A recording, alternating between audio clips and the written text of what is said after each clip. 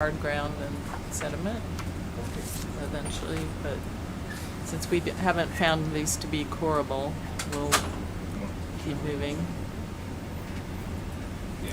Here's some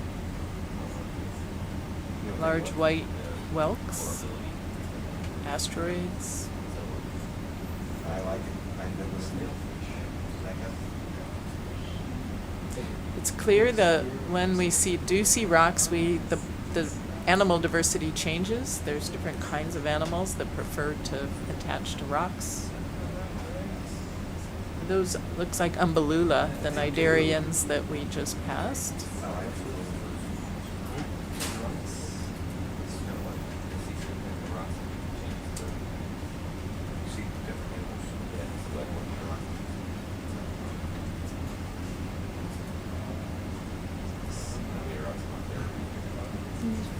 Fish. Those white discs, what do you think those were on the rocks? Sponge?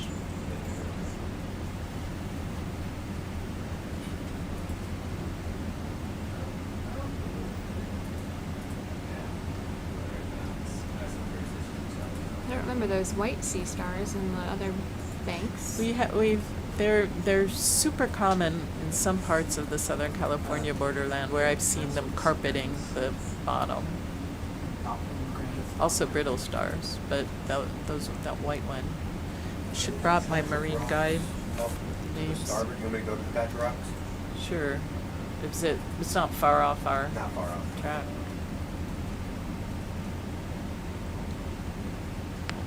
Lisa, I think the seapen we're seeing is Anthoptilum grandiflorum. And say it again. Anthoptilum grandiflorum. Okay.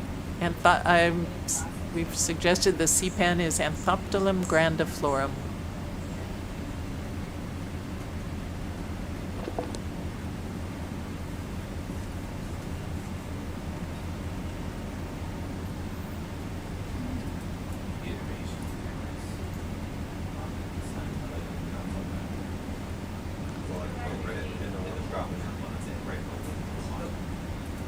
This is all the one that looks like carbonate.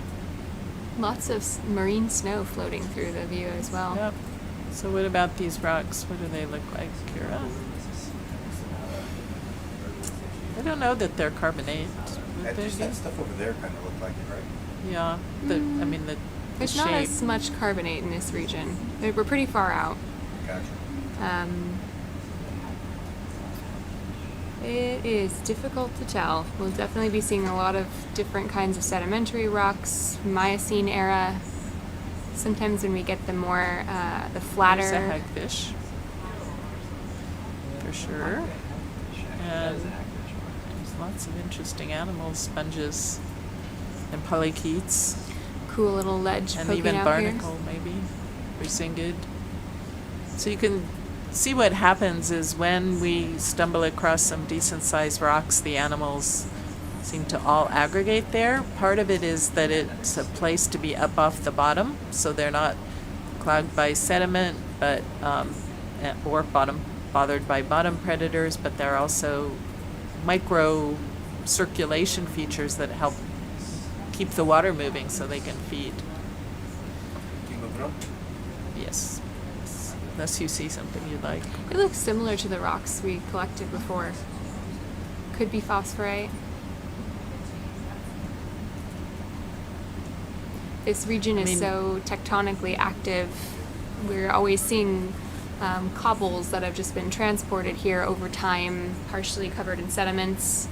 So it's a bit of a challenge to figure out the substrate type, but we have some clues we try to use to try and get the rocks we're after. But Hancock Bank, where we've landed today, is a pretty flat bank feature. So we'll mostly be climbing over a sedimented region for the majority of the dive today until we get to a small sloped feature at the summit of Hancock Bank, where we hope to see a little bit more exposed rock and maybe some different fauna. Maybe some sponges and corals up on the ridge.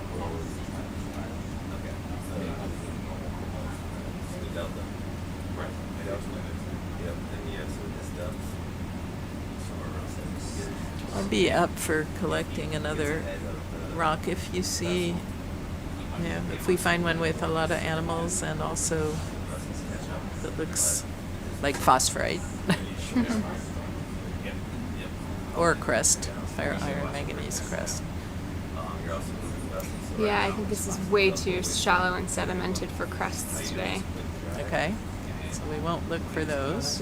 Look at that big rockfish right there. Ooh. It's a Okay. sharp chin rockfish. Okay, let's zoom in. Can we just zoom in and get a picture? Sharp chin because the spines have white tips, is that correct? Spines don't have white tips. They don't have white tips, I see. This must be one of the deeper rockfish around because most rockfish don't really like these waters. They're a little bit low in oxygen.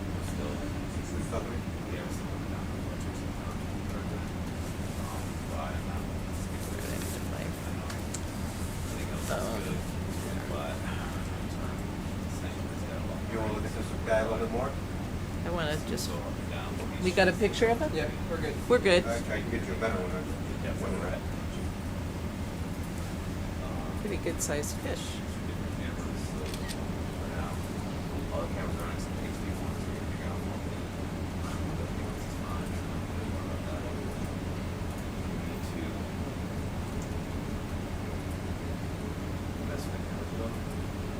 You sure there's no white tips on the spines? Nah. Maybe on the ones on his face. No, the thorny heads have pretty distinct white spines. Okay.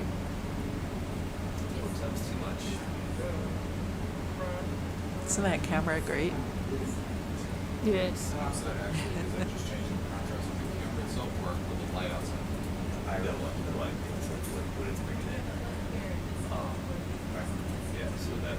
Go? Or do you want to get another picture back? Just playing. We're good to go. Yeah. Oh, there's another fish. Oh.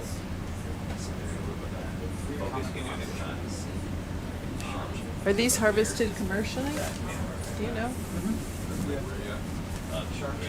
Wow, get some Big pieces. yeah.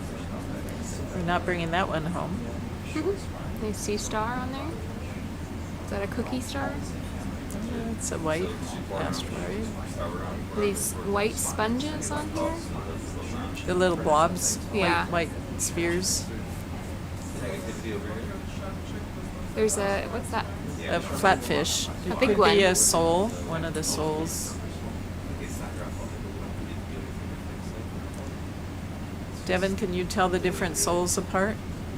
No, is that a Dover sole though? Well, there's a deep sea sole and a Dover sole, and that hang out around here, and I can't tell the difference. Is that a tiny little cup coral or? There's all kinds of things on the rocks here.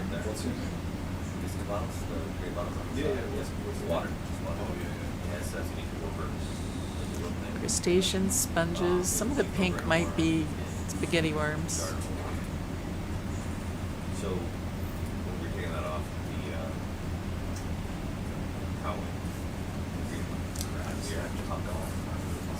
Got a good picture?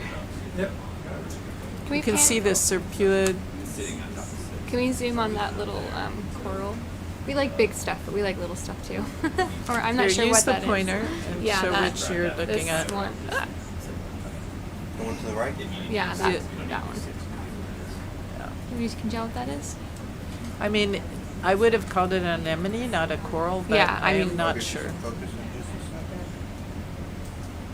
Yeah, I'm sorry, I shouldn't be saying coral. I'm no biologist. There you go. It does look like an Yeah, anemone. and look at this polychaete down here on the right. Beautiful spaghetti worm. Lots and lots of tentacles. The worm itself is just this little bit of red right down there. Wonder if, is that the one that Greg was saying is a polycerus? I believe so.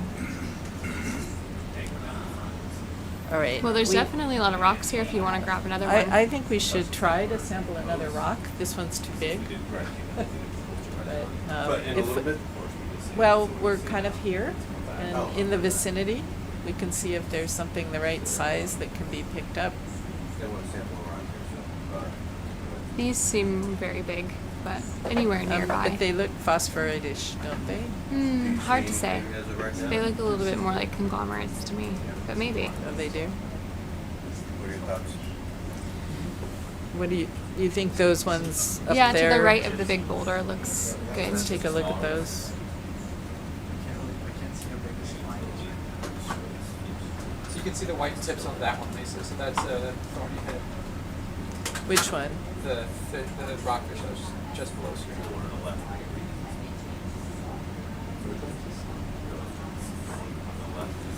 Do any of these look? Kind of center you up. Yeah, or even It's going to come to the right of that big rock. Should give you whatever you need to grab it.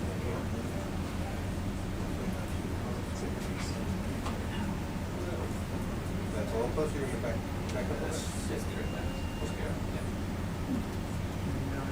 This is the fish you're talking about, Devin? Thorny head? There's another one below screen. No. Ask for them. All right. So, anything you? We're like? looking for, you see anything that looks That like one's the okay. right size? You want to have a zoom in on that one, or the one to the left of it? Okay, you guys now have C2D and O2 in your sea log logging. Yay, Thank thank you. you. woohoo! Conductivity is not the right, what do I call it, unit. The display says S/M and it's, I don't know, microsiemens per centimeter or something. So the There's number, a lot of mucus. leave the unit. Give us a second to discuss them. This one versus the other one. I sort of like the other one, but The thinner the better, because I didn't see the other one. Oh, I'm sitting on bottom. They're just going to be picking up rocks. Port arm's working good. Keep an eye on electrics. HD1 is ground faulting. thank you. Electric's coming down, or? It's coming down, but we're also it's cold down there, so just keep an eye on it. It's See if just it- cold. See if it flattens out. Just cold in general. Okay, so you don't mind if I pan over to look at the other rock? See if this is the other one. Now you want to watch fish. For now. Is that rock? What is this? I think it's iron That's not coating a, on the rock. it's not a color that we've seen much. Maybe this is darker, but that's interesting. Yeah, that one looks flatter to me. Because it gets mad. It's rock. It looks flatter. Does that make it more likely to be ferromanganese? Not ferromanganese, but I phosphorite. mean to be, sorry, phosphorite. Not I mean- seeing a whole lot of other animals, but there's definitely some sponge. Maybe there's some polychaete down at the end. I think both are.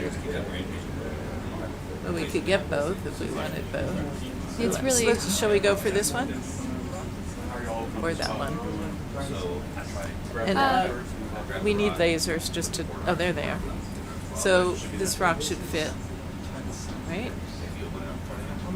It's about 12 centimeters, 13 centimeters. Yeah.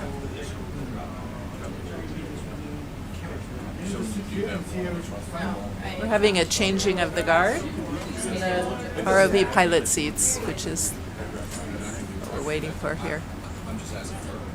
Yeah, I can sit. I mean, you might want to see me.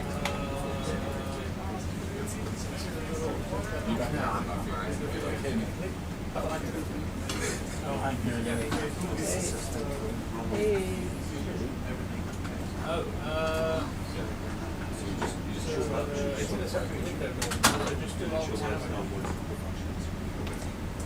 Sorry. Just getting up to date. What we're doing, where we're at, how we're doing Okay. it. So when we pick up rocks, we need to keep them vertically intact. Other animals fall off if we turn them. So we pick them up and keep them and bring them towards the camera, take a photograph, and then gently place them into one of the BioBox inserts. Not the gray one, but one of the ones. On the back box. And, but you'll need to open the box first. So we're gonna grab it first. You get your picture, and then we'll open up the box second, because With a of, different manipulator. with the different, yes, because it's gonna obstruct the view once we open it up. We're not gonna be able to see what we're going.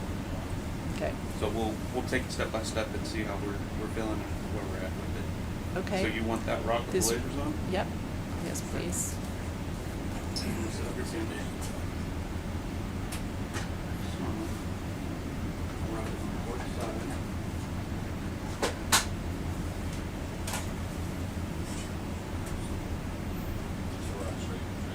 Yep, the one with the laser on it there. You guys just changed over, have you? Yes. Which quad would you like in, number 6, 7, or 8? Any of them, whatever's convenient to you. Yeah.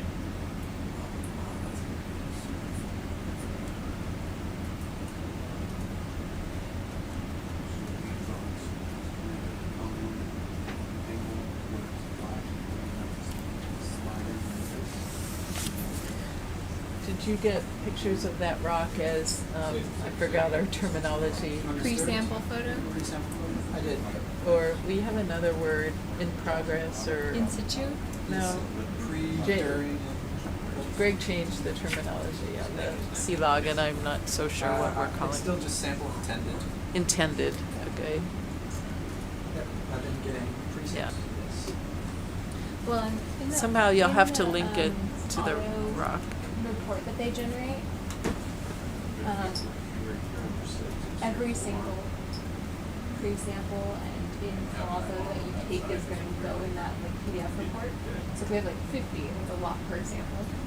So mellow with Yeah, we can get like one really good in situ, maybe one or two if there's different angles before we put it in, and then. Okay, you know, I won't go crazy with that. Okay. I mean, I like a lot of photos, but we can get those from the every 5 seconds.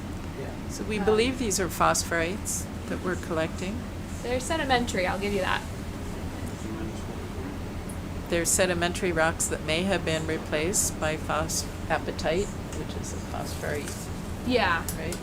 But definitely hard to tell. These aren't the most signature textures that I saw for phosphorite, but they could be.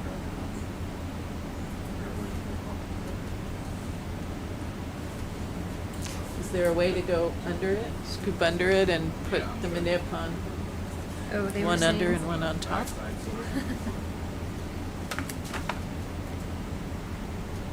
We're gonna come at a different angle. Just gave it a little love tap to see if it was actually structured or loose.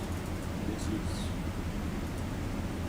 I mean, loose on the sediment, Yeah, it's loose in the sediment. It's not attached connected to something yeah, big. connected to a big rock underneath us.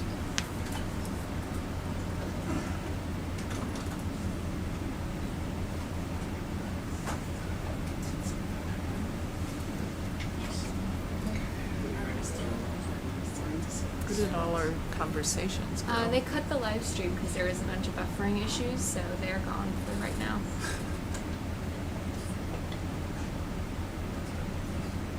So we don't need to talk, or they can still hear us?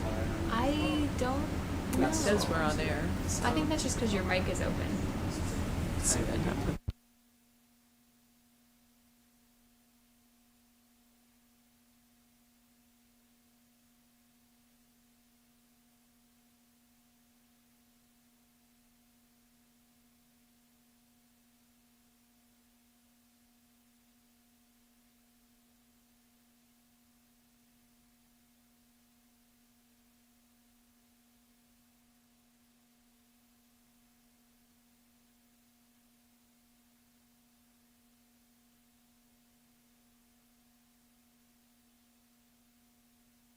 What's going on to the video that Okay. we're recording? Thinking about whether we want this rock.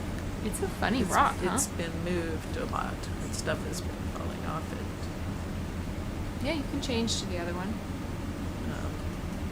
Okay. Let's just, We're gonna grab well, it. let's just see, What is it? That pinkish orange color is kind of a new color. We didn't pick anything up like this. There you go. Is that iron? Well, certainly there's some iron alteration, but the lighter color is what's Okay, confusing so me. can I zoom in on the rock? Stand by, let me get right in front of us. So the arms might get Yes. Okay, now you can go ahead and zoom in. Could be phosphorite. Phosphorite can be pinkish orange like that, but really weird color we haven't gotten during the last cruise. See a lot of polychaetes and maybe some hydroids and bryozoans and sponges. Maybe an amphoretid, a couple of them. Okay. All right. You guys got it? We got it? Our sample number is what? You want to go for a sample? Take that Yes, we'll keep it. SCV-007. Any biobox compartment you want, but the gray one, not the gray one.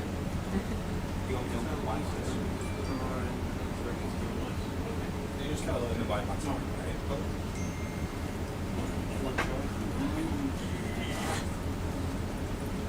Message from one of our everything's good at their end. Please keep your mind up. He likes it. Okay. So you're doing a good job. Logan is a He's one of the Schmidt person? Yeah, he's one of the projection average coordinators on the short side.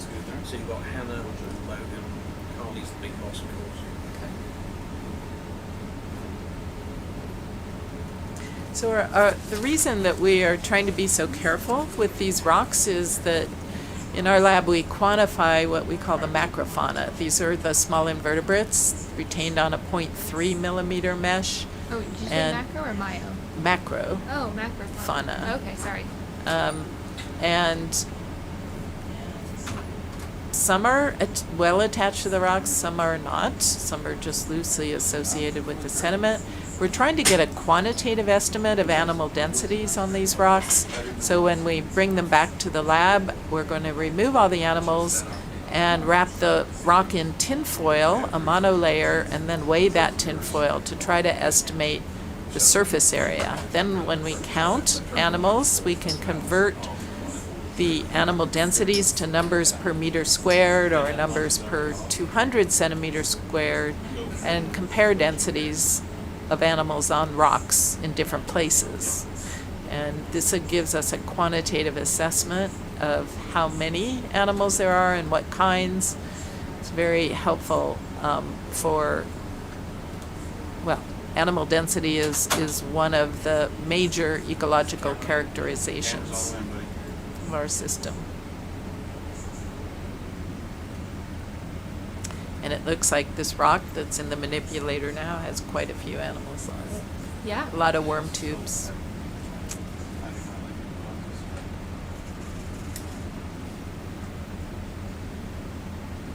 I'm just gonna hold it here. I guess so.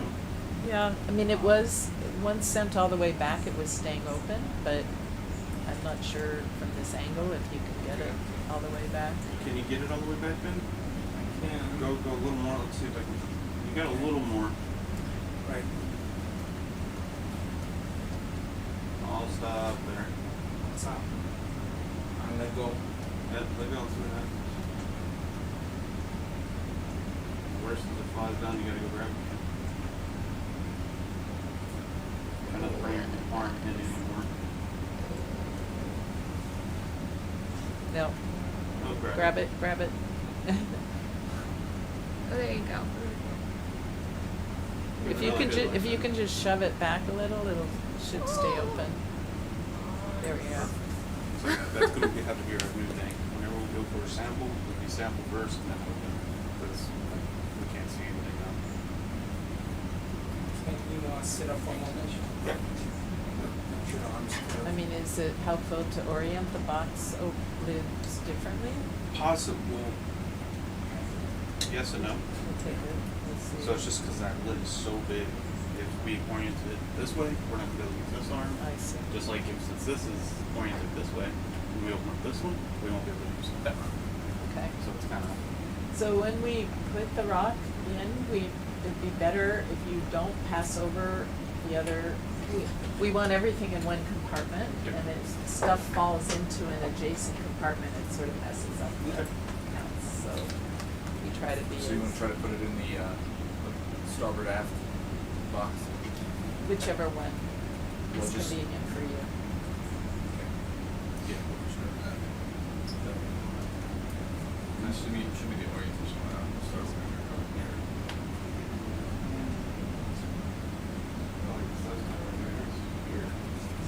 How's that? Okay. Right.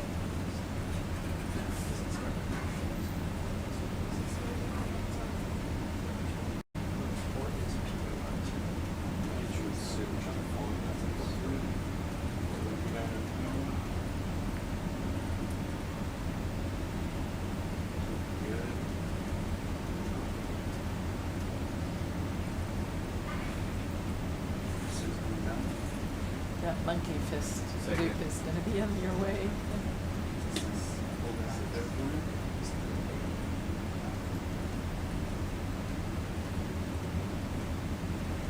Just going in 8 purple. So this should be 007 rock 2. So you choose yes. That was kind of where we're going at now. Since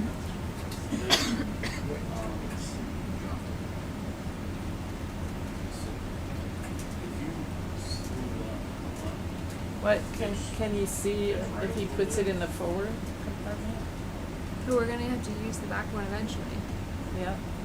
It's just they can't see where it is. I don't think there's another camera with the right angle.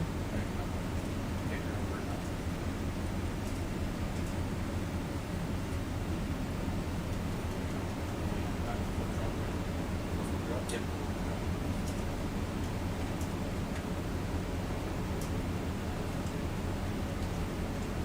Yep, it's in. 1704. Here. Getting out of there. 568.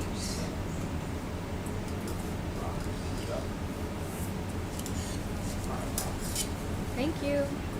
So what, yeah, thanks. Very nice.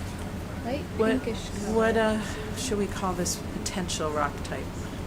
You can say eye fading phosphorite question mark.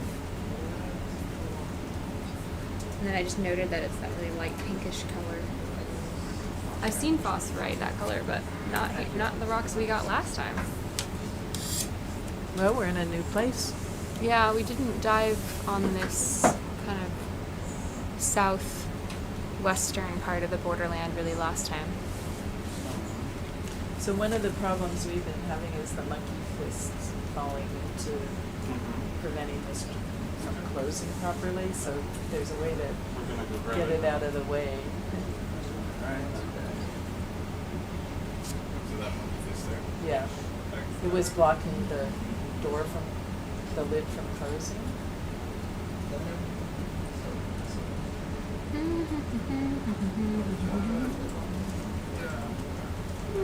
I don't know if you can get it any more out of the way. I guess right now the bungee's also blocking it. It doesn't have to be all the way closed, but Jason told me that once you're driving, it would blow open the door if it wasn't all the way down.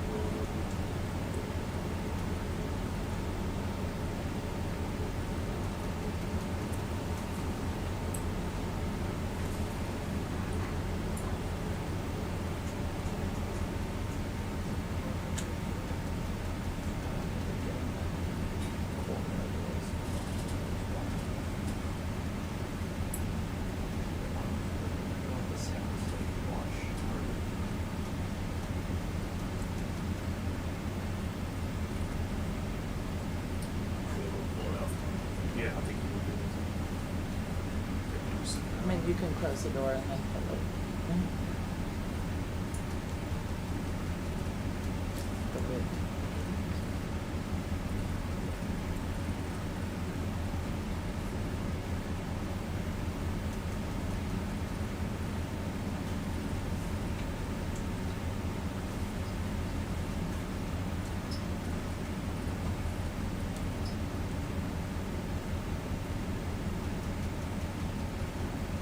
Or we can just drive with the manipulator holding the lid down. We don't want to do that.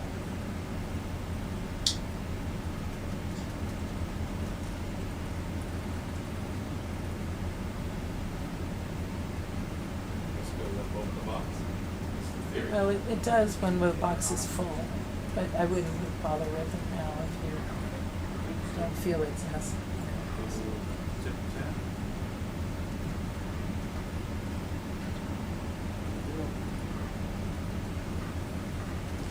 It's not staying down, but it should be okay. I don't know, do you think it needs to be bungeed in when we're moving? I mean, it's only gonna come up probably. How much we go up what's that gap between the two? Might stay down. Sure. Well, Well, you can see it from here anyway. Yeah, I'll keep an eye on it when I'm flying. I don't know if you want to grab that. Is it okay if I zoom for a second? Yeah, go ahead. Take a look too. You want to grab that further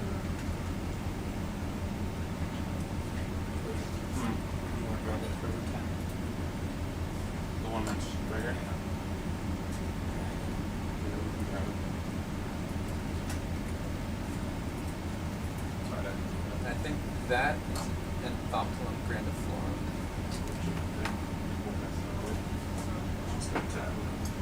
So much organic material. You can see little tumbleweeds of it floating in the background.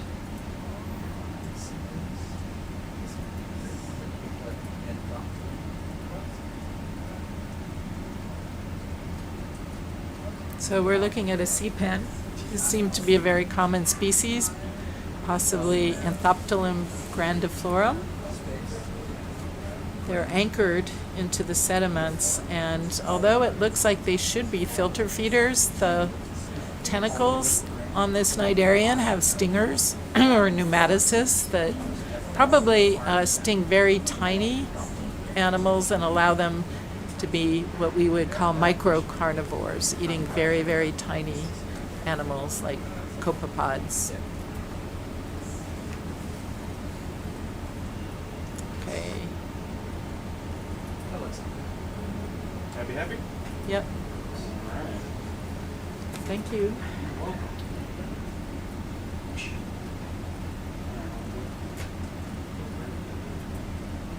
I'll put you over one for you.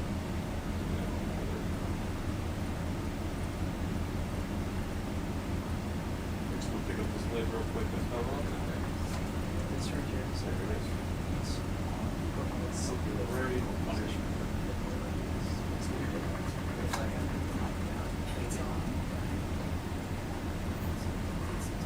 Yes. It's a little live right now, but it's down. YouTube's down too.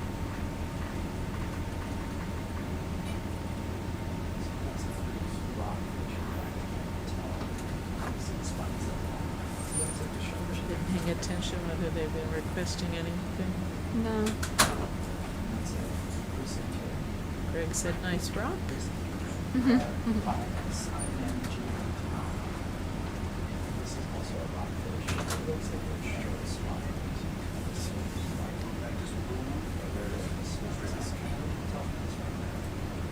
push it all in. Perfect. Where is it? What's that? All right, you ready? Yes, please. Clear first.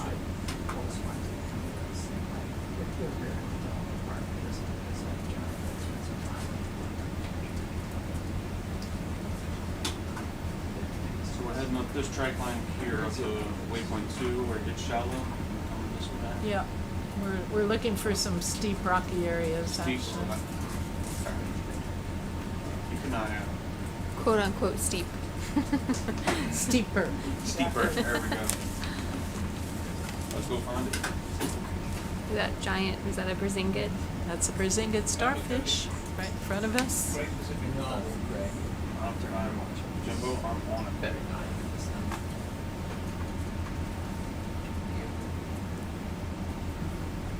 But we still want to fly fairly close to the bottom so that we can see what's happening. Okay, Devin, which fish? Can you see the spines? We'd have to zoom in on this one. I think it's a sharp chin. Yes. It's okay if I zoom for a Go second. ahead. It's PRP. Now what do you say? Yeah, that's a sharp chin rockfish. Beautiful.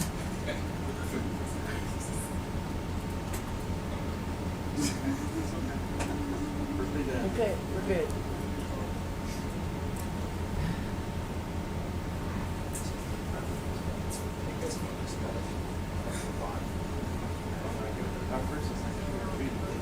Some of these bigger, more rounded boulders might be igneous rocks. You can get a mix out in these outer portions of the borderland where we've got continental crust and oceanic crust running into each other and creating this really rugged topography that we're on. And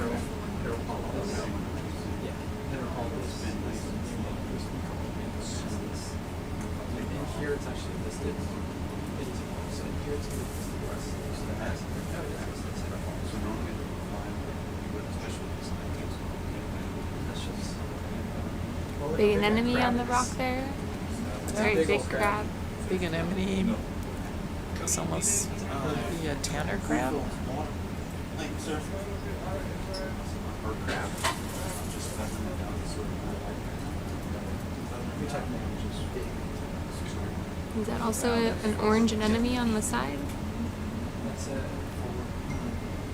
Where? Still. This one? Greg's saying this is a tanner crab.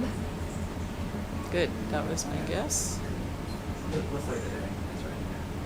We're gonna zoom in and get a picture, a beauty picture, beauty shot. Let me just center it up a little bit.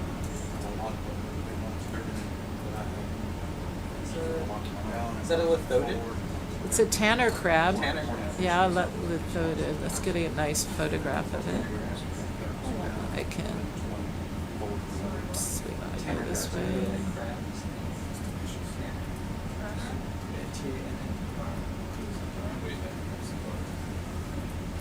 This is what we would call a beauty shot.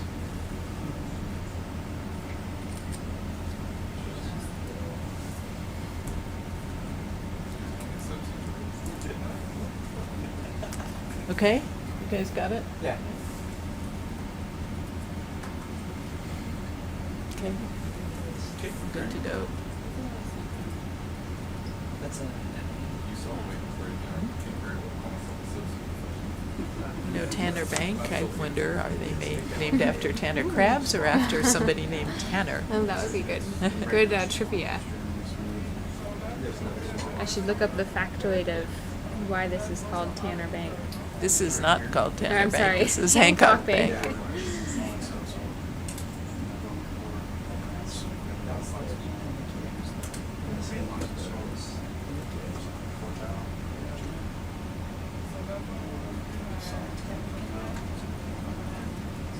I think it's just on this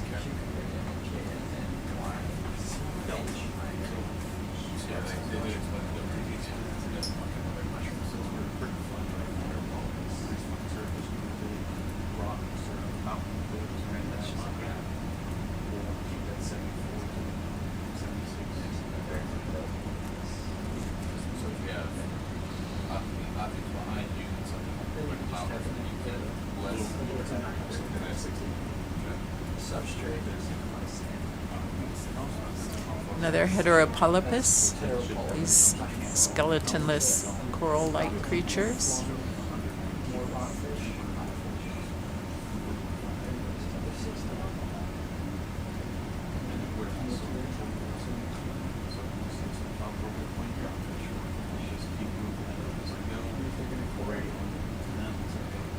Are we gonna core? I don't think the sediment. I don't think I it's think thick enough. We'll try again when we get to the sediment pond at the top. Okay. We're gonna go over. We haven't changed slope, angle, or anything like that, so there's no real reason why this would be deeper than 220 meters ago. But we promise we will try to core when we think it's deep enough.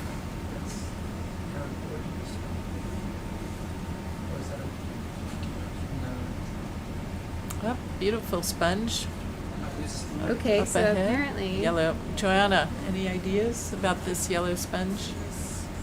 Can we sample a sponge as well? Yes, we can. Would you like a sample of this one? That would be nice. Okay. There's a Sponge hackfish sample, right there. please. Also. We'd like to stop and take a look at this. Okay, where And would you like this sponge? we don't want the whole sponge, do we? A piece is good enough. A piece. But yeah.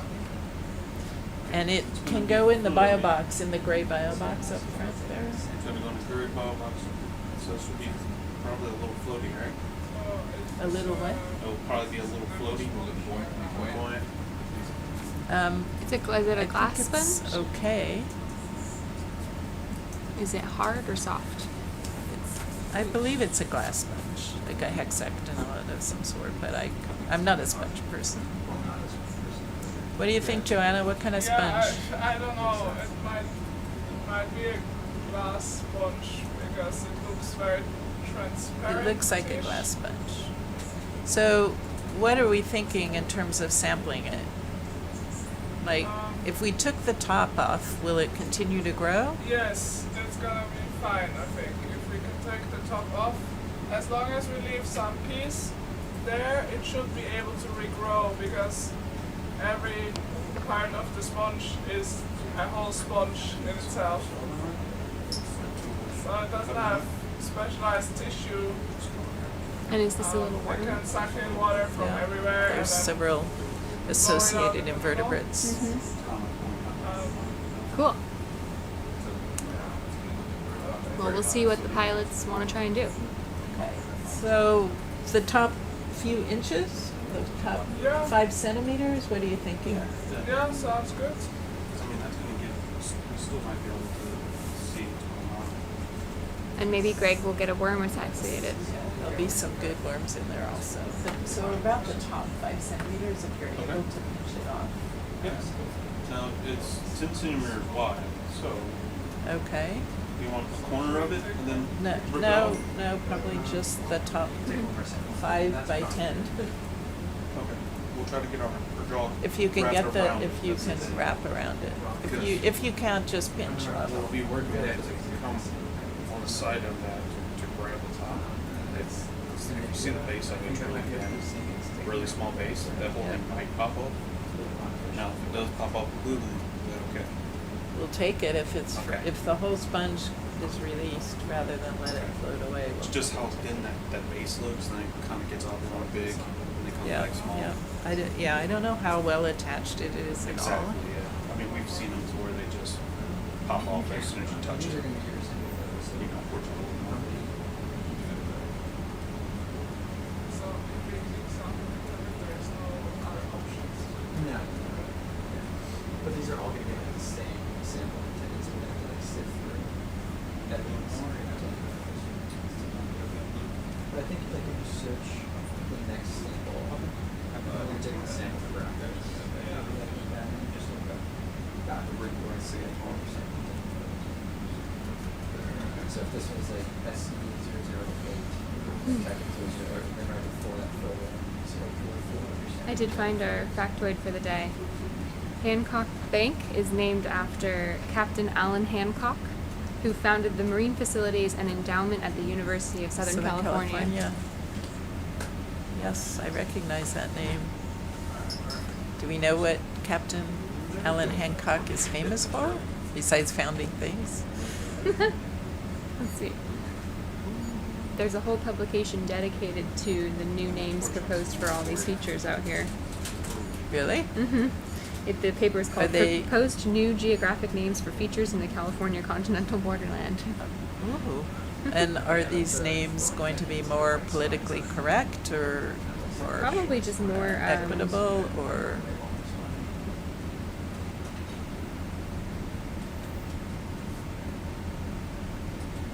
It was more just because they were not, a lot of the features were unnamed. Let's see.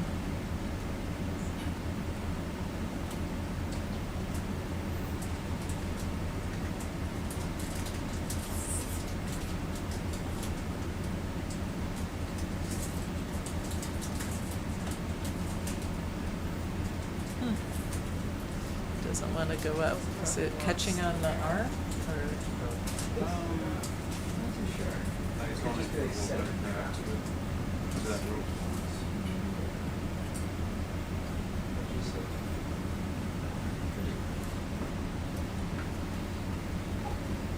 Actually, that might be a long spine.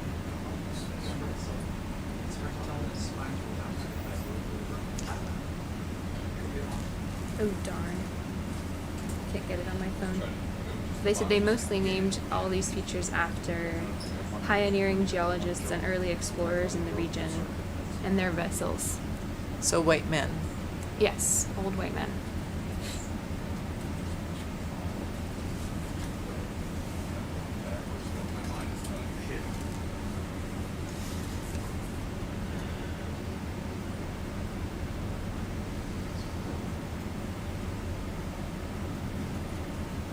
Are they going to rename them or just leave them? No, this was actually published back in 1976 I by see. Vetter, who was an old I think he was an old USGS guy.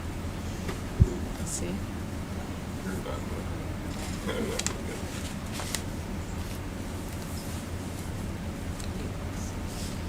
a picture of these guys doing their thing.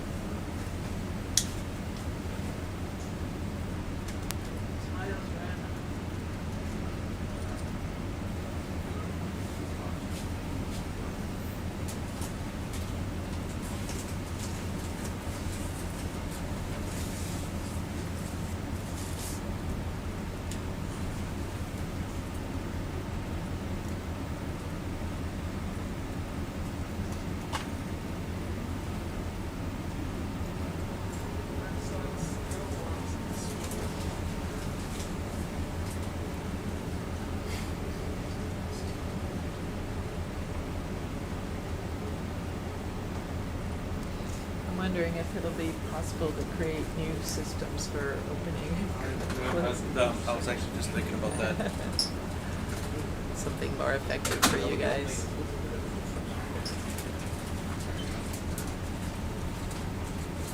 I mean, you should be able to just get under the lid and shove it back from the base of the arm.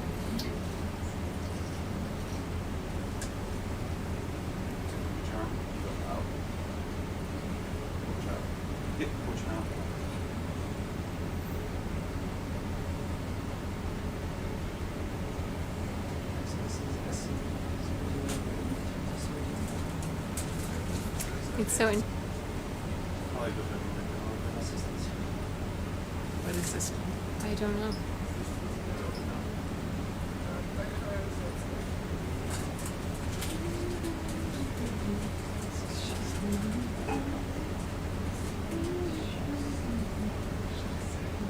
It does block our field of view. It's configuring.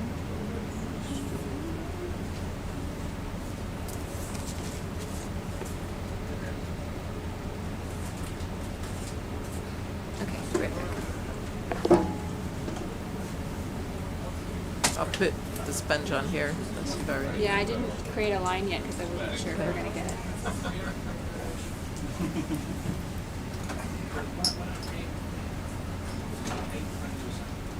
So this is sample 008, right, Lisa? Is that Yep. what you're on? I am on 8.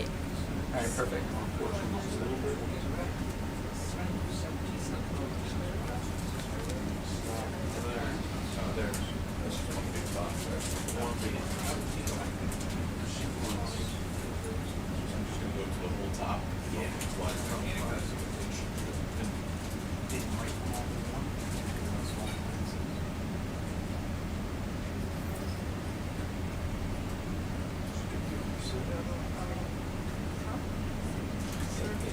Are you guys gonna pick up the whole thing?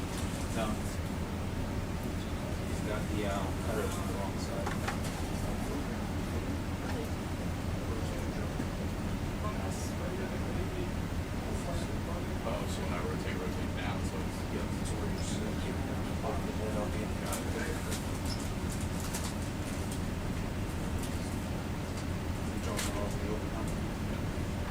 This thing's big.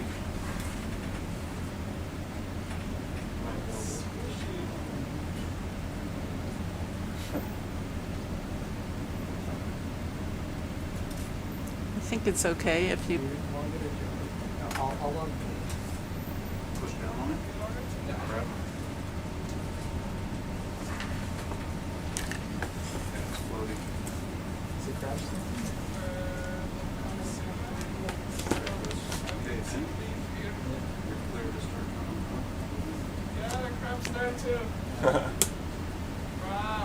Well done, guys. Okay, so that Question is, will the crab escape? that sponge is very buoyant. Yeah. Right now it's sinking, but if we pop that open too fast, that sponge will come out. Okay. Can use this arm to close that.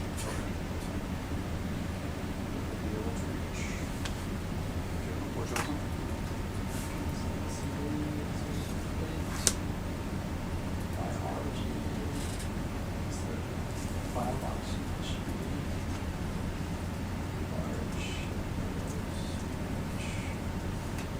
Push over. how tall do we think that sponge was? I guess we'll get a sense. 15, 20 centimeters. I'd say about 20. About 20.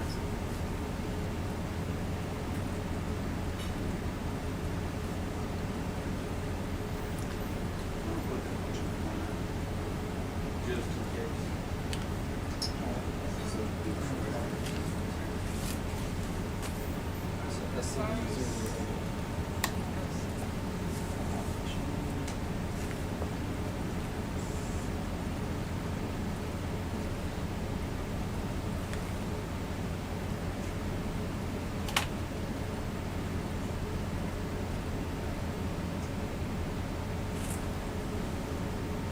Can't tell it for that. That's like on the right corner, am I below it or above it? Come up some. Bring it. So usually you have to pull one edge over first and then Okay, the other. Under the box? You're above it, so you're good. It's almost under the corner of the. Yep, there it is. There now. Now you're below it. There you go.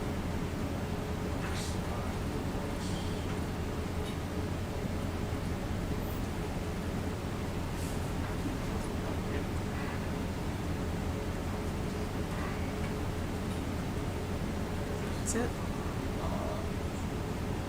That's probably fine for, we're gonna have to open it again, We'll so. have to be very careful when opening it, because when we went to go drop it, it started to try to float out.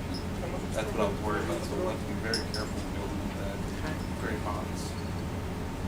Just in case. Now that you got a crab in there too. You might try to jump up out of there.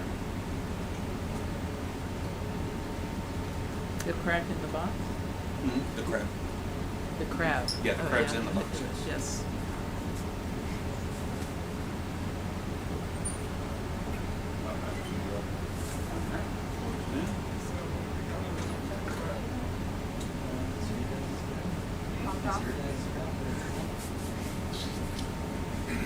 Should be able to get a DNA sample off of that, huh? It's a big sample. You see any rocks we want? Shall we, do we want to wait? We got 8 spots, so. I don't see anything I love. Maybe I'll just. They all look kind of big here too. Well, not all of them.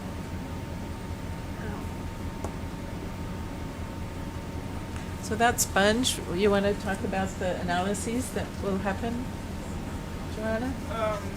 Yeah, so with that sponge, I'm planning to extract its DNA, and by doing so, I will also get the DNA of all the bacteria and archaea and other microorganisms that live in the sponge. And then we will sequence the DNA of the microbes and see who is there and potentially what are they doing in the sponge, and if they're like different in this one compared to other ones that we will get and compared to sediment and to water. maybe there's some bacteria in there that produce some cool bioactive compounds that are potentially interesting for pharmacy. What are those black things we keep seeing? It's an anemone. Thanks, Joanna. Thank you. It's possibly a cereantid, but most of it's under the sediment. Oh, The interesting. tentacles are sticking out. I'm fascinated by the fact that the sea pens are all curled over on themselves rather than pointing upwards. That's pretty distinct for this specific one.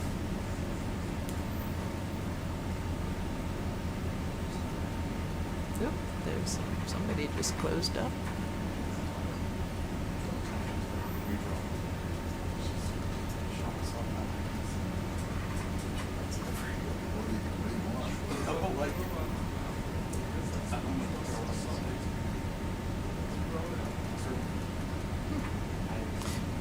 What do you think, Devin? Is this rocky enough to do a transect? Yeah, we can do a transect here. Okay. I think we're hoping to do 100-meter transects. And, this means keeping the camera angle constant, flying about a meter above the bottom. Okay. And, making sure the lasers are on. Okay. I'm not sure if I'm seeing them or not. And then we need you to help us know how much when we've gone 100 meters. Absolutely fine. Your help with that. And then we enter the start and end points Okay. in sea log. So tell us when is a good time to start. Sounds good. What I'll do is I'm going to get set up right here on this rock. The basket start, whatever that is. Start right here. Which one's normally start? So that's me sitting at 1 meter. Do y'all like this camera angle? Yep. Is that good? Lighting looks good? You happy Yeah. with the It needs lights? to be kept like at a fixed point off before. Yep. So I'm not going to touch this camera. We're 1 meter above the seafloor. Are the lasers on? I don't know. Lasers are on. Where are they? Lasers are. It's on the rock right now. Right in the. Oh, there they Yeah, I see are. them. Okay, I see I them. keep forgetting. Yep, Here and here. great. So are we start? Can we push start? If y'all are ready and happy with this, we'll go and go. All right, Yeah, start good to go. transect. All right, start. And let me know if I go too fast, too slow. Is that good speed there? That's perfect. Yep. Go. 5:52.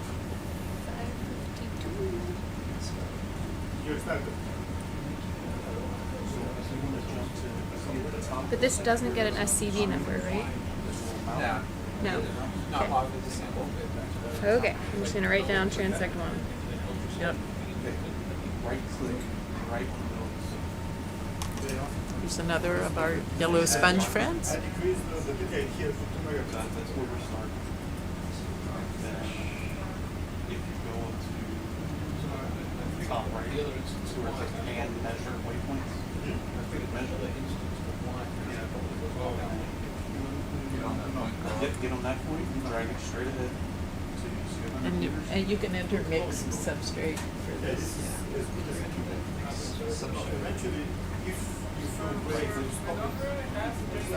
You have a substrate, but so let's describe what do we? These could be phosphorites, right? They're flat. They're black. I don't. No. I don't know that. I mean, we haven't picked up any phosphorite that is this big and massive, like these bigger boulders. I mean, it's reasonable to think that these are all similar rock type. If they're not phosphorite, would they be carbonate? What would they be? No, they could just be shale. They could be mudstone. Still They a good could speed. be. Yeah, that's good. Thank you. Thank you. From this angle, it's really hard to tell.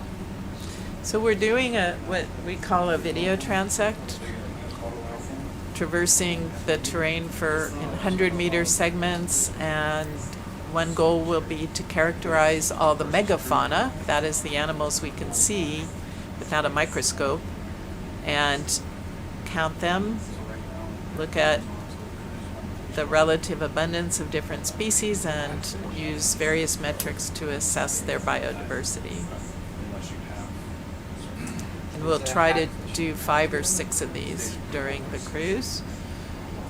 Not during the cruise, during each dive. That was a hagfish we just passed over.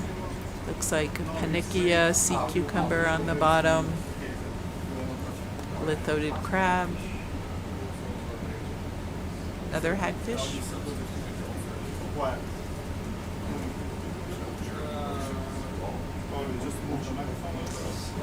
Probably thorny head.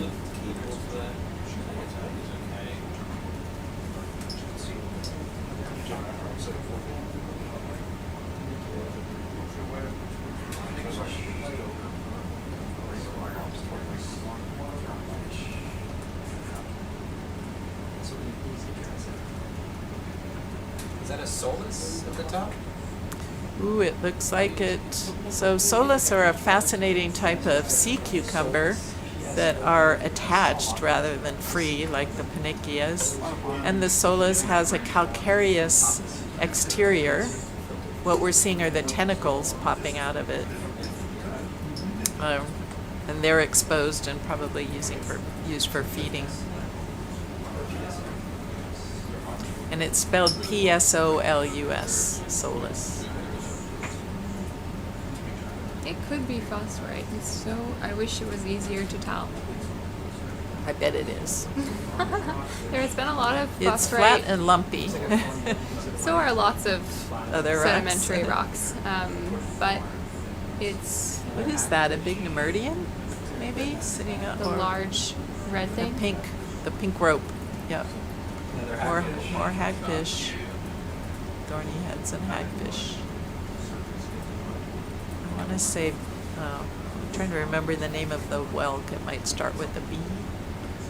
Bucinid. There's Brazingid around the corner on the rocks. Sponges of various sizes, shapes. Really slab-like. What does that mean, that they were formed as slabs?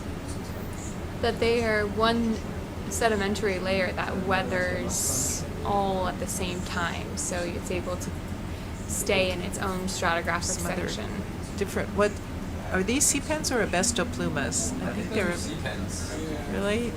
There's a sponge that looks a lot like a sea pen called I abestopluma. don't think that's a specimen. There's a big circular rock. It's interesting. Very odd. Look at the model lumpiness of that. That looks like phosphorite, doesn't it? It's definitely the right look. Nice sponges. Oh. Hit a rock. How many meters have we done? Probably 40. You're definitely getting rockier Yeah.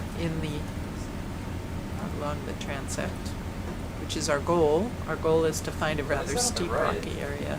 That's the benthic siphonophore dromelia is its name. There's another solus. Yep, solus is this attached sea cucumber with all the tentacles. There's another Brazingid. That's Urchin. That's hagfish. Looks like a piece of seagrass on the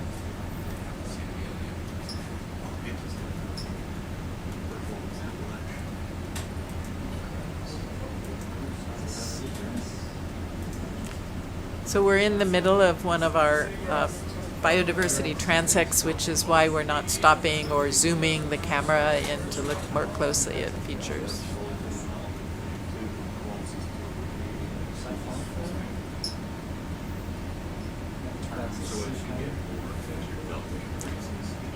I guess we're back on air, so people can listen. I just don't Or think is the that YouTube or is is that up. just because I'm recording annotating the video? It's linked to the mic. I don't think that we have started. Oh, it says there's some live. The Facebook live is going. The YouTube live is down. Let's see.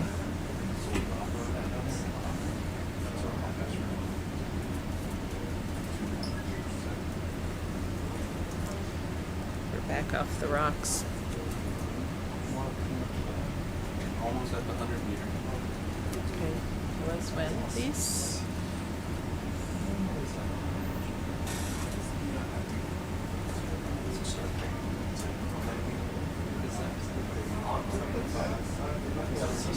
give us a, you know, a Look how hard big that sea stop star so is. that when I can tell the loggers, wow. because they have to enter. Look at that giant sea star. It's not that big. That's pretty big. It's bigger than anything else we've seen. You just want to chat, right? Like that? Hot dog chat?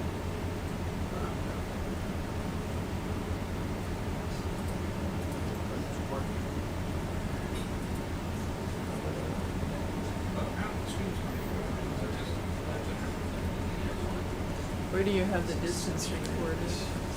Up here. Whatever marks stuff. That's blue, the rocks. I think that's a paraphrase.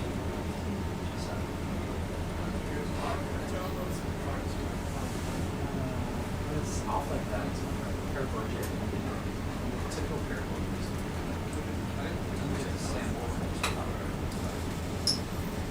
Asteroids. So what I haven't seen is dead pyrosomes on the bottom. I was thinking since we went through such a dense band in the overlying waters that they would fall and cover the bottom, but they haven't. It's interesting. Don't know where they go when they die, or maybe they don't die. I think that's a snailfish. Was that that little thing on the right? It's gone now, but I think it was a snailfish. I did not see You got that. about 5 meters before you hit the 100-meter mark. Alright, could you just let me know? It's important to remind people that there's a lot of life under here that we're not able to see because it's in the sediment. There were probably 10,000 about animals 100 per meters square there. meter. Alright, thank you. Okay, in Transect. Okay. So we're done, right? At the Transect, I can zoom. Can I zoom in on this rock? That's a long On this rock over here. Yeah, I'm just gonna take a quick look as we go by. I'm gonna come over and get some good lighting in it for you. You wanna hold the camera Yeah, I there? just want to peek Guys, at it. if it is deep enough for a push core somewhere here. You want to try push coring? There's a nice asteroid. I shouldn't touch it. Are you zooming or am I zooming? You're fighting me when I'm flying right now. So I'm just lining out so you can get a good picture of that. And now you can go ahead and go for it. Are we gonna? Actually, do we want to sample this rock? What do you think, Kira? No. No? A lot of things on it. I don't know if this is one or two rocks. Where's our lasers?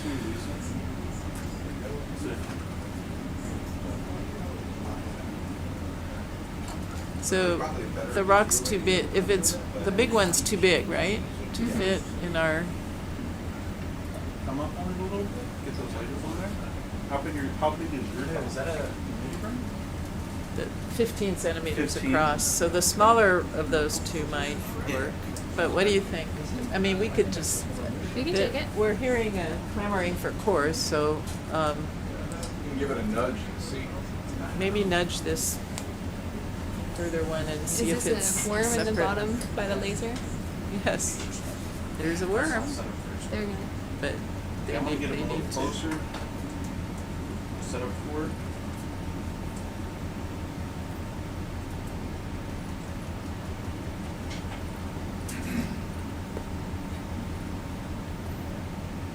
That's a long spine phony head right there, Lisa. Okay. Spines look long and they have white tips, right? Yep.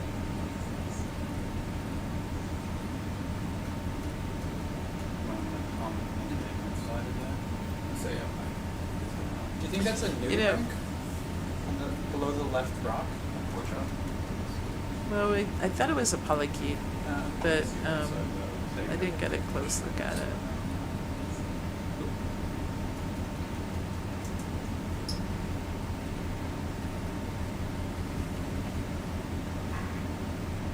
We're just gonna see if there's two rocks there or one. Without disturb. One rock? Ooh, it's big, maybe. You think it's too big? I just can't tell how deep it goes underneath. Kieran, are you planning to take that rock? We're trying to We're poke it and thinking see about if it's it. possible. And we can also see if the sediment seems deep enough. Does that look phosphorite-ish? Ooh, it looks too big, doesn't it? All right, so we will discard that idea. Skip. And, You want us to but, poke the ground? yes, poke and see if we can core here, please. So Joanna, we're gonna look at the sediment thickness right now. Yeah. You tell us what you think. That's it there. Do you know the length of your claw? So that's probably, yeah, 8-9 centimeters. Is that enough?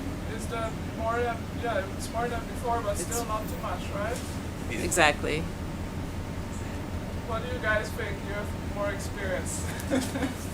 Well, we can give it a try. The other question is whether it'll stay in the core.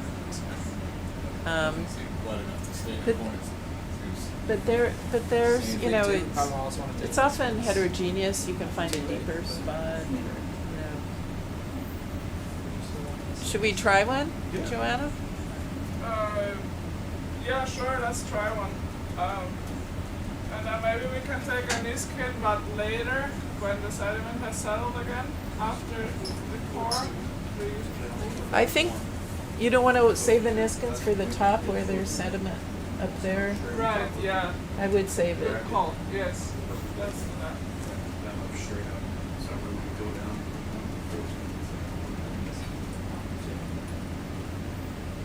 Watching up there?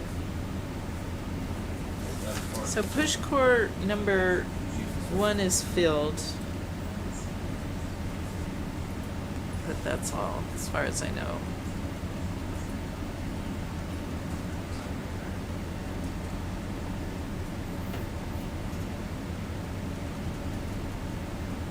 So now this is go right back in there. Yeah. So right back.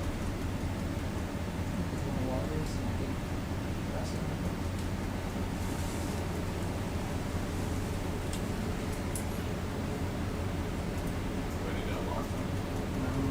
Might need to go down some a little more.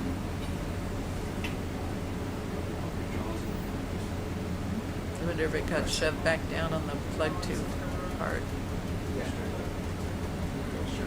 Sample 10, whatever sample photos you want.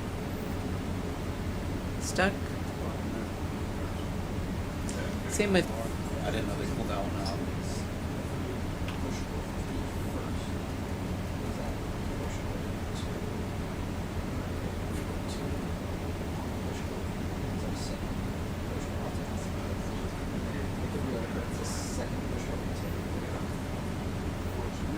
try to find an undisturbed spot, please. Okay. Go right out here in front. Everyone happy with? Yes. Use the numbers on the course. Yeah. Yeah.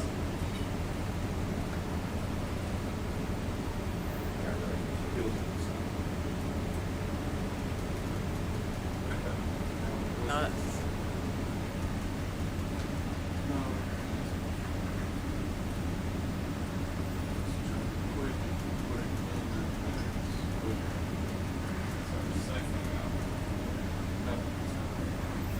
I don't think it's gonna hold. No, it's not. Okay, it's gone now. It's over. So water gets on the top. Oh, Could shake it out and try one more time, but then we might not want to. Maybe we can find a slightly deeper. I mean, there's two problems. First, it's shallow, but mainly it's sandy, and it just Yeah. falls.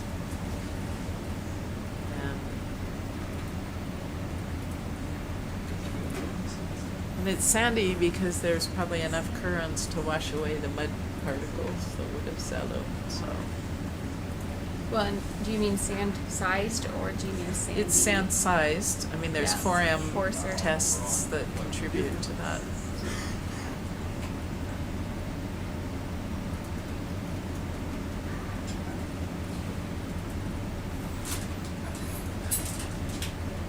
So the advantage for people looking at these cores for the first time is that when they do work properly and the sediment stays inside, it remains intact.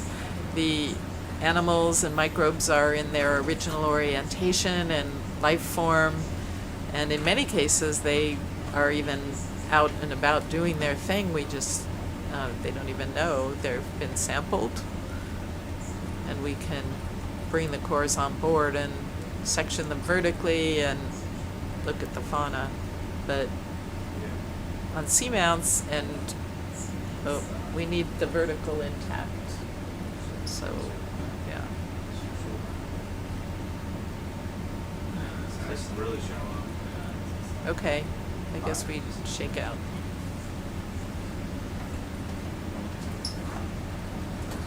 Anyway, the sediments tend to be sandy when we're on steeper topography. The fine particles don't accumulate, so, and sandy sediments are notoriously difficult to core with push cores.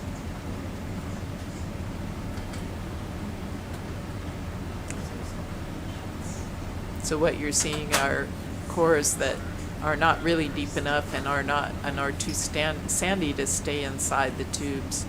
So we've been shaking them out, trying in different places. I think we'll keep moving. Okay. Thank you.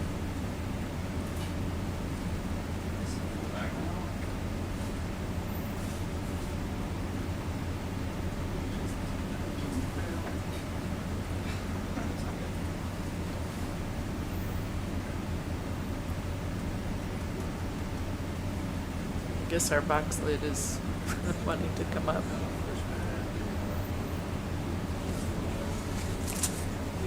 This lid got come on the camera.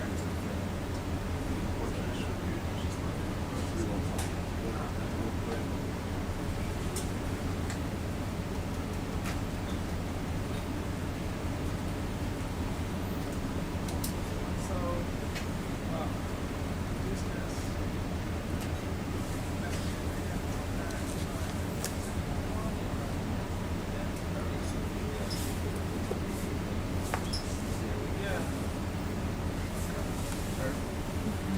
Do you have the end time of our transect? So 1746. The end depth? 5:30.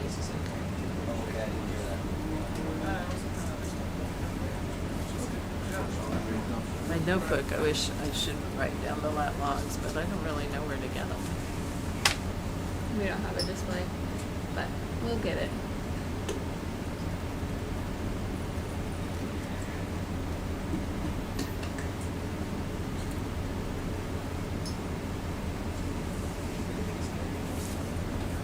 yeah.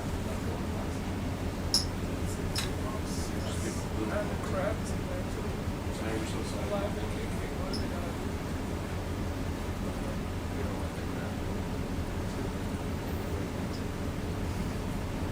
Yeah. Keep on moving, Yes, please. moving on up. I did bring it up and I threw it on board. It's gonna die, I'm sure. See what better ones can survive. So yeah, if we open it once again, we'll have this full transfer out also. Yeah, that's.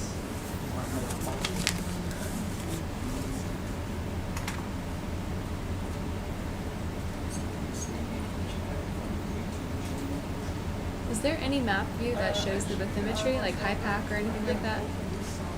Oh, we're just that's got that this- flat, that boring. Okay, got it. We got this view, but we can bring up, No, that's good. Actually, just a quick zoom out to see where we are on the slope. Thank you. yeah. And then if you want, we have a 3D view on Fledermaus. That'll Okay. show us where we're actually at on the curve of it. Okay. But we're still got a ways to go on the flat part. Yeah, Latter just part. checking. I think we'll get to the steep right when it's the other watch. It's okay. We'll be in the lounge. Just it's good to see how far we've gone. Get kind of a Yeah. Well, we've stopped and done a bunch of stuff, right, to sample. And Yeah, absolutely. but we can make faster tracks up there too, Faster. a little bit. Super fast. Speedways. Speeding.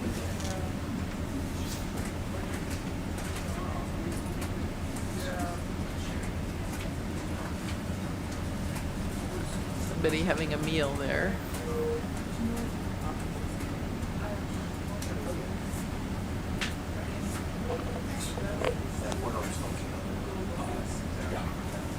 It's not like big direct. When you do it, as you think about or teaching like right. I need to get true. I need to go overshine. I have to do it. It's not right. It's working for us.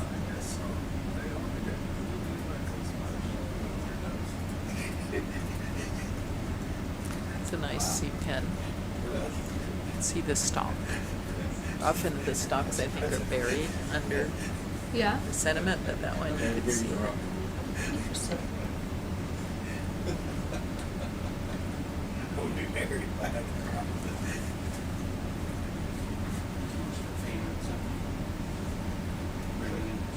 Are these urchins or anemones? Trouble selling. Something that's always interesting to me in the borderland is that we can have these flatter bank features and we'll be crossing sediments, but they're not that deep. I mean, we see plenty of marine snow falling. And I don't know that the borderland is famous for having super strong bottom currents. So it's kind of funny to think, why doesn't more sediment build up? That's your wind speed or wind speed. So What would you say the slope is that we're better go with that. on now, like 15 degrees or something like that? Well, that's a good question.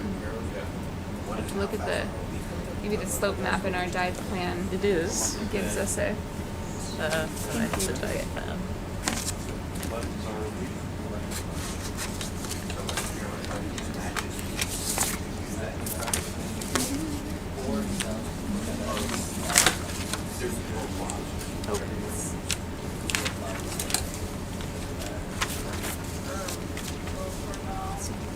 Try not to bring it in any faster than 25 meters. Sometimes I was also going only about The slope 12. would be, It doesn't tell you. it does tell you the slope, but It does about 8 or 10 average. I don't even know if that So it's definitely not that steep.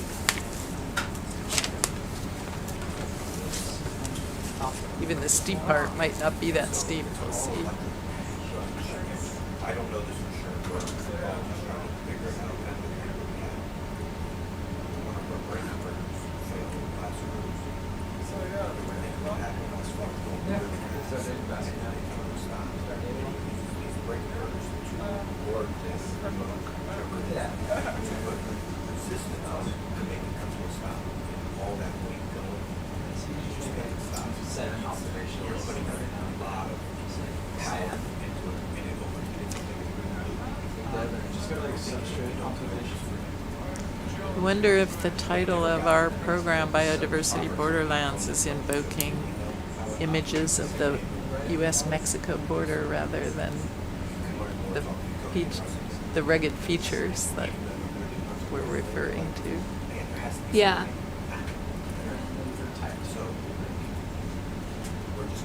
Yeah, a lot of people don't know why it's called the borderland or what we mean by that. This geologic region is often is named the Southern California borderland, and it's a very interesting tectonically. At one point, there were actually 3 different plates colliding in this region, which causes this really rugged topography of banks and escarpments and little plateaus. And there's continental plate as well as some oceanic plates colliding that have made this a really rugged region. And it's changed in depth a lot over time, and that's why we get these huge sedimentary rock outcrops, and that's where the phosphorite comes from, the mineral, one of the mineral types that we're looking for on this cruise. So it's that's where the name Borderland comes from, is it's near this, near the continental shelf of California, but it's also this border between multiple plates. I always thought it was the border between the shelf and the slope. Yeah. We are the transition, in the transition to the deep sea, the Yeah. abyssal deep sea. But I never studied the name, the origin of the Well, name. I should look actually. I think that's part of it as well.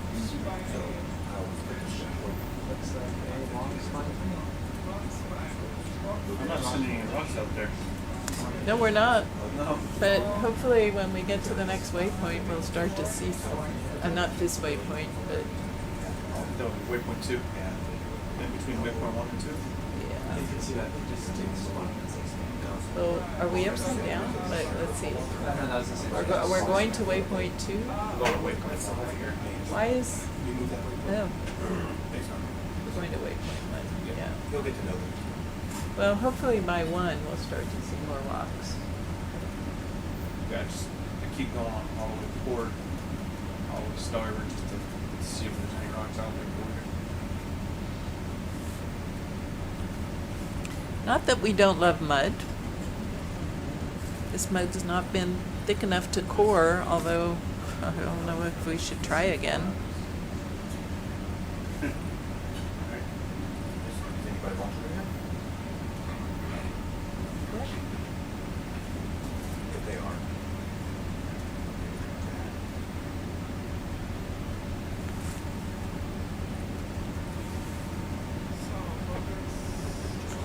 So are you guys recording it stuff as we We are. go? It's a constant thing as he's going uphill. Our vision.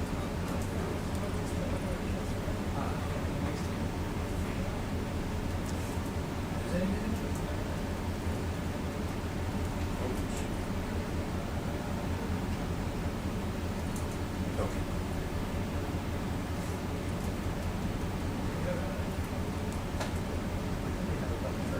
So the white-tipped anemone, pretty? Do you know what type of anemone that is, Niskan? I don't. But it's got these characteristic white tips on the end of the like creatures.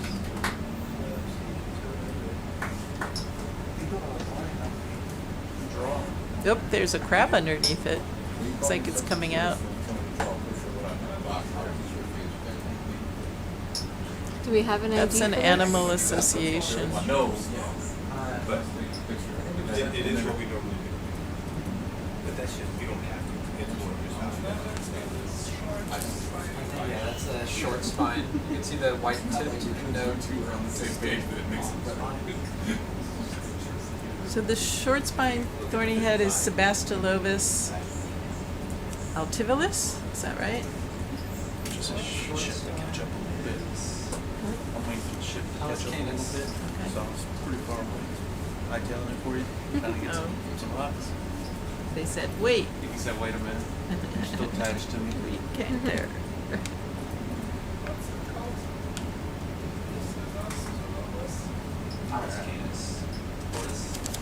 Here we go.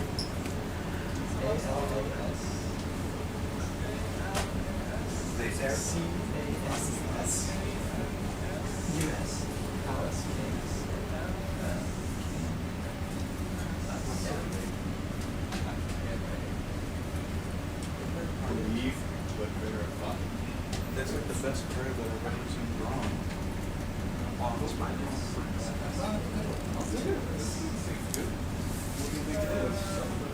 Probably. It's probably mud. I got the idea what that is. Same as Gives something. I mean, I don't very seriously, there was a pine tree on there. But what I get That's a black hole. That's what they look like. We don't know the names of what you're getting, so we just draw pictures Here and you go, boxes. cousin. So this is coral. Beautiful. Nice. So we don't know the name, so we just put coral and then we draw what it looks like. Very nice. Somebody's a good artist. That's all of us. Go to your desk. I guess, Urchin. You can go past. Bridge, ROV. ROV bridge. Hello, Diego. How are you doing coming back? You think you can speed up just a little bit? Think that's a possibility? Yeah, absolutely. I'll speed up a little bit. Let's see the waypoint first. What's that thing? Yeah, I'll speed it up. Copy that. Let's Sponge. do, what are you doing right now? 0.4? Yeah, about half a knot. But I'm on DP, so I'll go on slow speed mode. Copy that. Yeah, let's bring it to like a 0.7. Yeah, roger.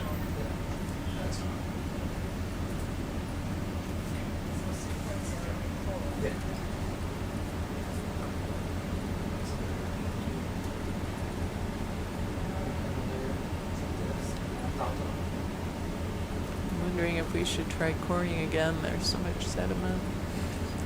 I just don't think it will have changed in thickness very much yet. I mean, it's tempting, but... Or no, like, the speed of the currents flowing past Speed up the Sebastian. currents. We're still trying to get that capability Oh, cool. on the INS. Mm-hmm. It is capable of doing that. It's just a big upgrade to it. How does it feel? Does it feel like... Right now, it's coming towards me probably at 0.1, if that. Could you come 21. up the oxygen for me, Yes. please? On a sensor compared to the stethoscope. And then show me where are you reading it from? Right here, it says it too. So. 15.38. Yeah, 15. And I think that's micromoles. Is that the oxygen? Yeah. And we're reading 12.45 here. 15.371 micromoles. Could be that one's corrected, one's not. If you have corrected or not corrected. You see two numbers there? No, but he's got a different number. Yeah, I've got 12.45 here. From where? Deb, we'll let the CTD data. Is that the corrected number then? I don't know. Better. So this is raw. What's your number? 12? 12.4. 900. Yeah, that might be the corrected one. Because that's raw. That's what that sensor That's is. raw. Yeah. So he's probably got it corrected for temperature and salinity. Relation using the CTD data as well as the other two data to be the correct version of what it should be.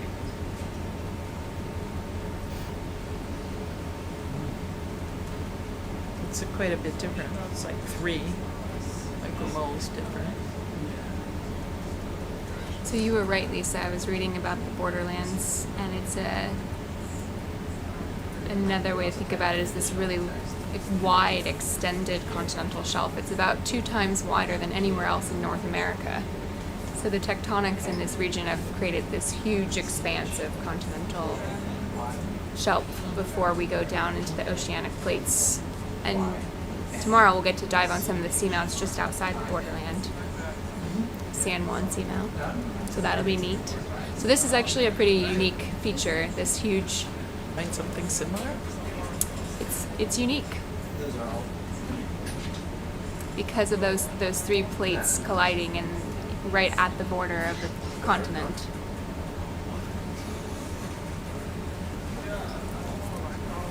But you wouldn't know from the sediment we're sitting on. It doesn't look so unique here.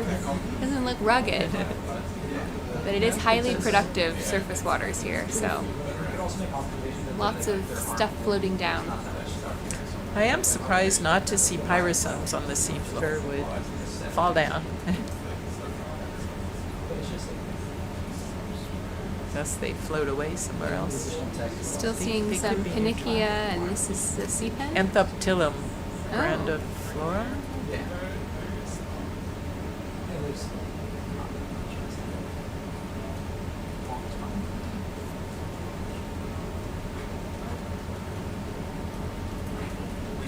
explain where we're at? You want to explain where we're at again for the YouTube? Okay, for those who've joined recently, we're at Hancock Bank, which is about halfway across the Southern California borderland. It's basically a bump in the bottom.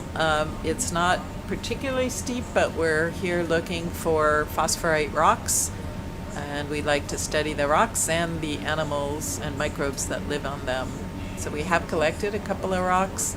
Right now we're traversing a fairly sandy, flat, relatively low slope area. Maybe we'll start getting into some rocks soon.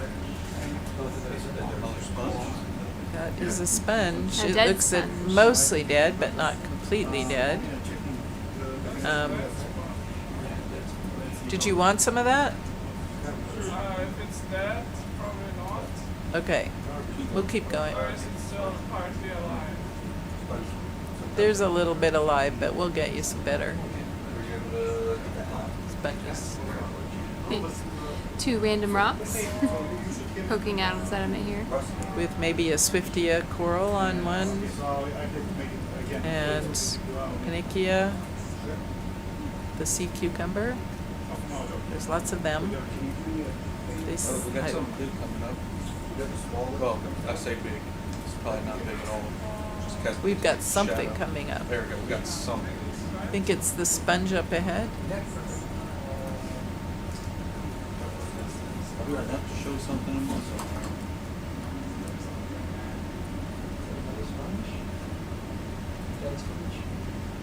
Looks like a lot of it's dead, and then there's some other things living on it. Dead sponge skeletons are a great substrate for animals out in this region. Anywhere, actually. There's usually more biodiversity on a dead sponge than on a live sponge. I think it's because live sponges make... It's a rock.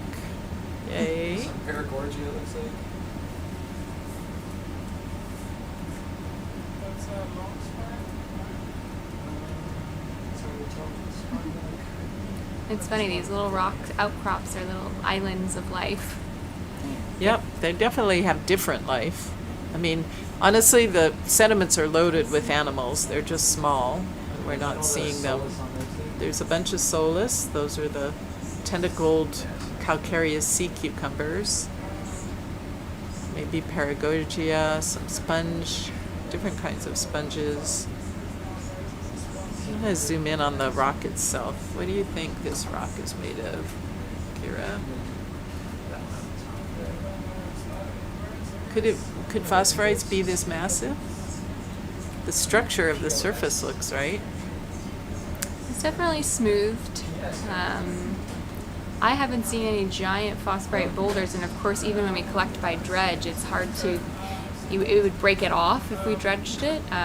So it's hard to know with a big structure like this if it could be phosphorite. It's definitely got a ferromanganese patina on it. That's what makes it that black color. Most everything sitting on the seafloor long enough will get some iron and manganese oxides precipitating on the surface of it. The red In a sea of sediments.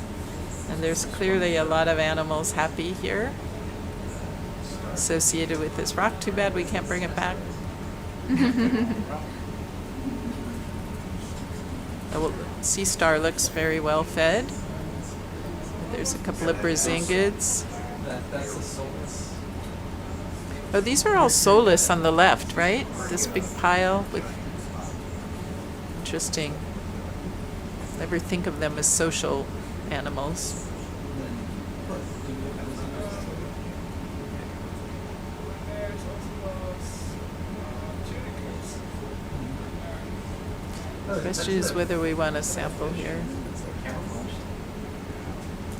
It would be really nice to have a piece of everything, but... What do you guys think? Do you want samples, or should we keep moving? Is that a camouflage fish right there? yeah, Maybe. I think it was. Can we get a piece of lettuce like in between? I did not... I saw a white sponge. So can we zoom on this little fish right here? Oh, me?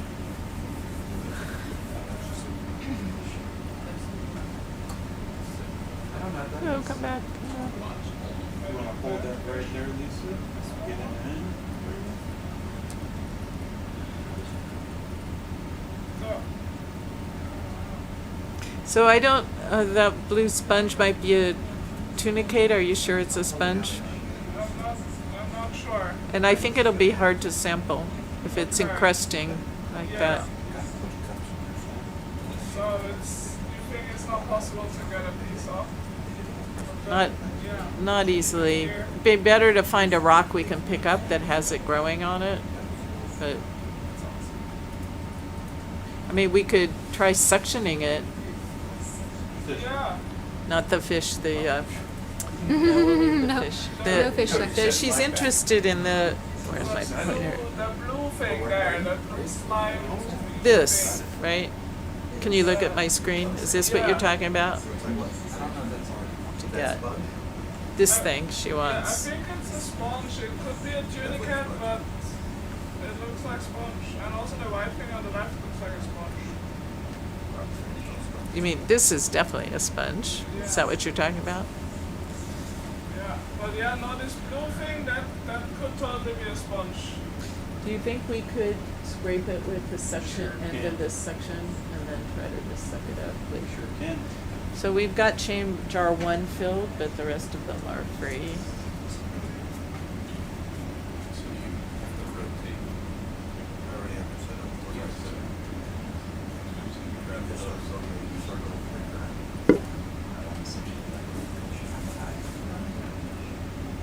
Any clue what that fish is, Devin? No, I haven't seen that one before. You typically grab that back handle.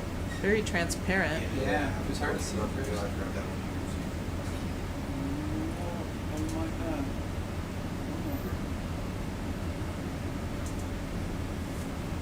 That's a little bit closer to you. There's some nice serpulid worms hanging off the big tubes.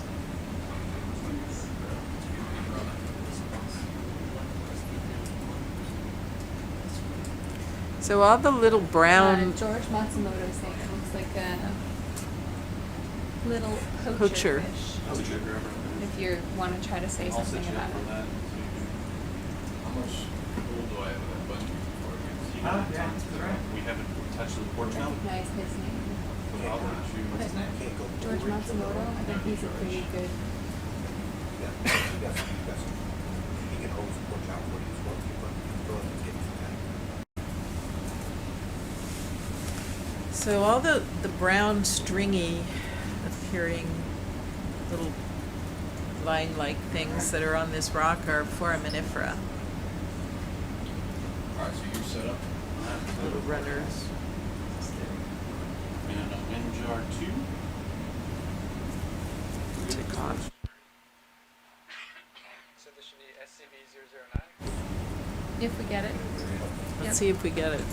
Yeah, I think we can get it. Yes, but yes, that's the right. So, yeah, so it's Okay, drainage, that kind of stuff. yeah, I'm just. So what was 008? Remind me. 008 was that big sponge we got in There Firebox it is. Children Yep, here. yep.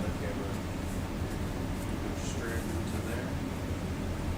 I doubt we're gonna be able to get it off. I feel like we I had doubt a it, hard too. time. We had a hard time even scraping Joanna, it. if it doesn't scrape easily, we're gonna abandon this effort, okay? That's okay. Just see. I mean, it won't come without being released from the rock, so. Is that the YouTube chat? They should put it on for you because some people are actually giving good ideas of stuff. Yeah, That fish is straight here. You do we that don't in know there. how to put it on over here. They don't know. We don't know. Oh, okay. Reach out to them later. I don't know how they put it on here. Are you have jar 2 open? Is that, What's that? you have jar 2 open? Yep, it's in jar 2 right now. Did we get any? I don't think so. Doesn't look like it's coming up to you, does it?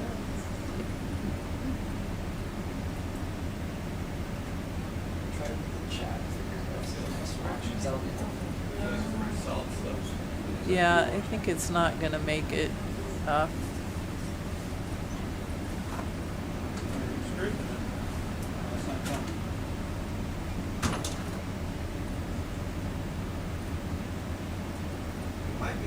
snap a piece of rock off. I don't think so. We'll try to get this piece right out. You guys think it's really hard? Like, the texture of this thing is super, like, rock. I don't think it is that hard. I think it's just really well attached to the rock. Okay. And therefore, and there's not enough third dimension to get at it. Yeah. So I think we will abandon this. Thank you for trying. Okay. Is that a paragorgia in the? Yeah. I don't know, did somebody want it? Drop it. Goodbye, cool rocks that may have been phosphorate, but we don't know. So we give up, right? So no sample. Unless you really There's want a that little white bit of sponge. debris in jar 2, but I don't think it's worth worrying about.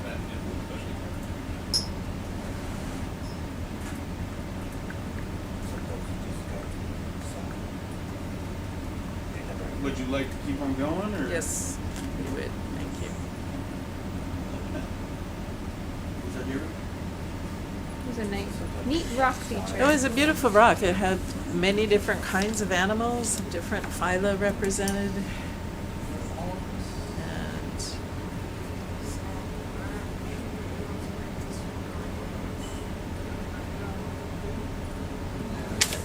what?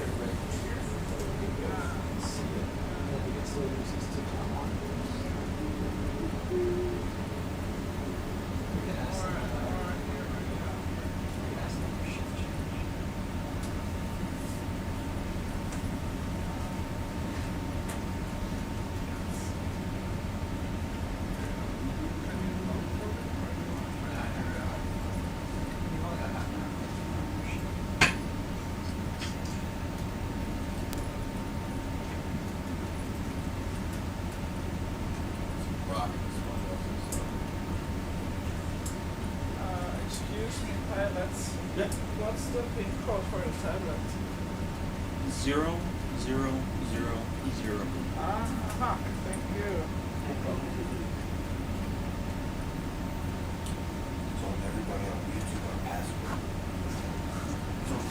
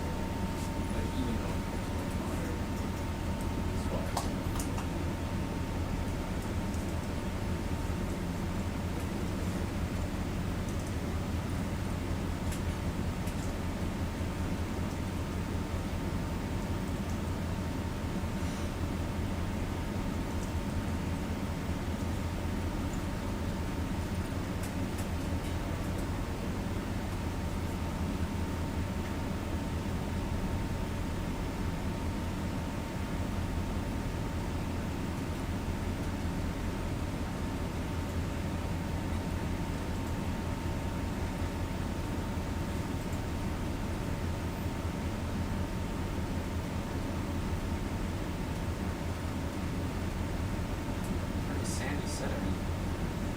Yep.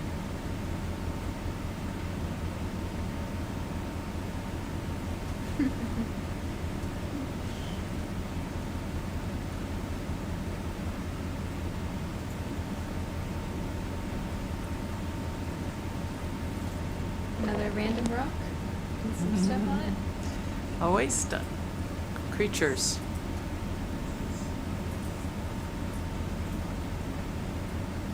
I mean, it turns out that most of the ocean floor is covered with sediment. Although we tend to focus on rocks for this expedition, I would say only 5% of the ocean actually is rocky on the bottom. Most of it's covered with sediment. Maybe a little more, but what would you say, percentage-wise? There's so many seamounts. I wonder if I could But even look it up. seamounts are covered with sediment, some of them. Not fully, but tops.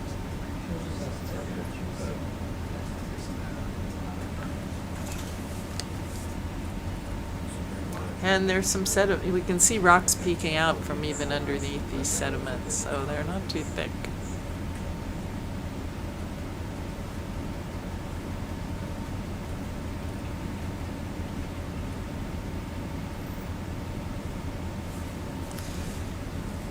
These from the peanut gallery.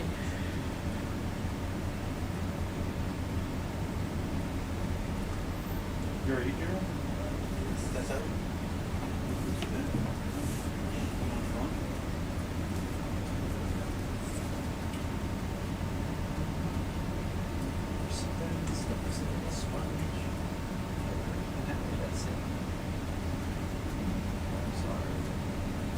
It's funny that we would have guessed that there would be mixed rock in here based on the bathymetry.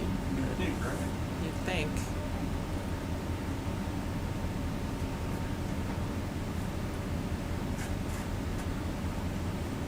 Fooled us.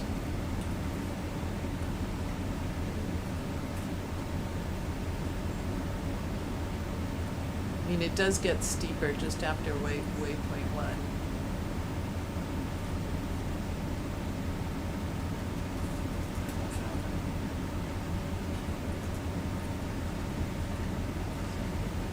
In retrospect, we might have wanted to start at the base of the steep. We'll have to see how far we can get in it. Yeah, it's a small feature.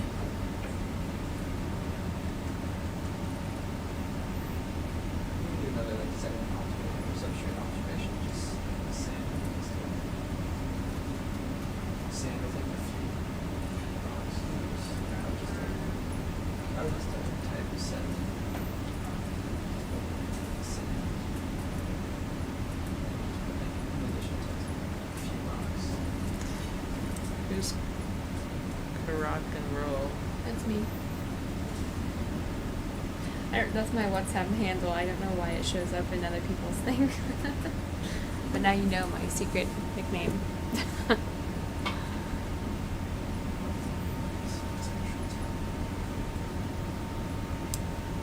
It's funny looking at all this sediment.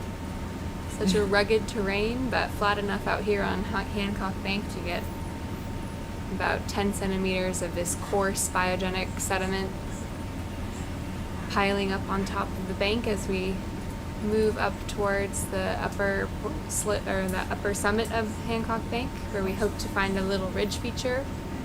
We've seen already some big blocks and erratics of phosphorite and other sedimentary conglomerates, and definitely consistently seen these sea cucumbers and hagfish. And sea pens.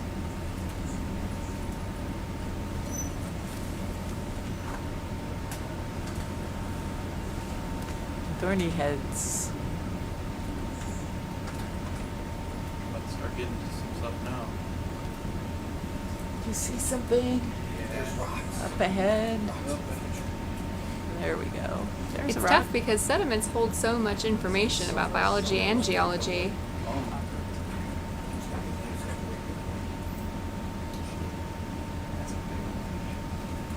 I'm not seeing the fish up ahead, yeah.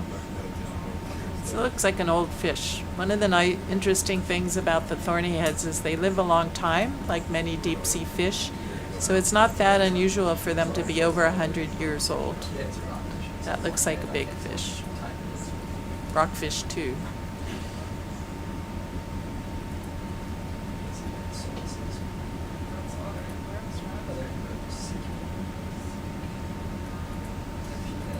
These rocks have some encrusting sponges. What are those cylindrical things on I there? think they're sponges, the spheres.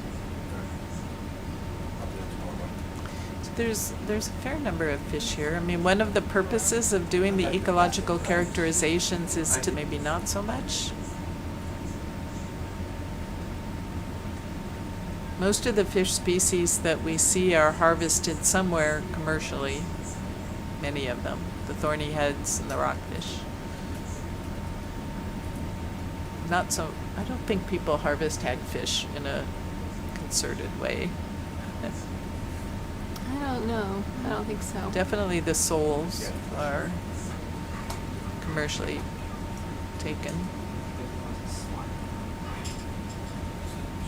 These little spheres we're seeing.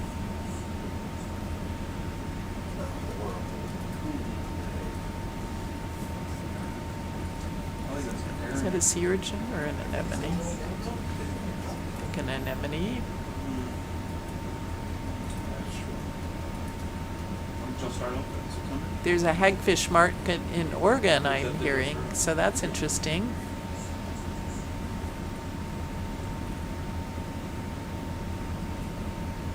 I don't think I'd ever buy one. They're my least favorite fish. Probably around 200. Sounds good to me, sir. Okay. Counter. Thank you. Few crab. Crabs. Yep. Did you ever hear about that hagfish truck that got to a car accident? Just slide. What happened to the hagfish truck? There was one of the scientists a while back, I think we were up in Oregon, they told us that story? Yeah. That they were transporting hagfish, and they got into a massive accident, and they spilled out all over the road. It was just Slime. I can imagine. Everywhere. I don't like hagfish. Gotta be helpful. Unfortunately, I try not to play favorites, but they're my least favorite. Yeah, they're mean. fish. And slimy. One of the girls was like, "Hey, you wanna hold the hagfish?" I'm like, "Yeah, sure, why not?" And But, like, if there's a it's like, "Do they bite?" Like, "Not really." burrow And inside, then it bit me. And then And then she showed me the teeth of a hagfish, and you got bit. it freaked me out. See Yeah. that? I don't like hagfish. You know, that's some straight conversation. Just saying. The texture's so weird too. It's like a little slime. SBC is a typo on the Twitter account. So whoever is handling Twitter, it should be SCB, Southern California Borderland.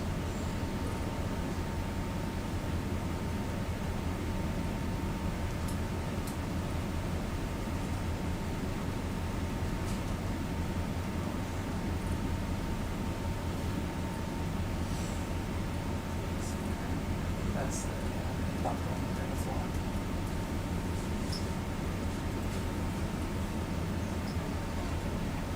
Oh, it's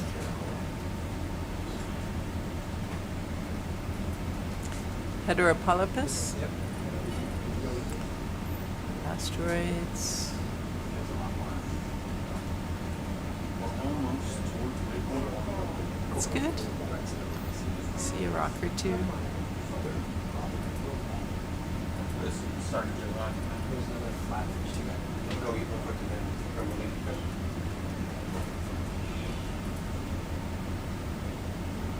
Another flatfish. Fish that is flat.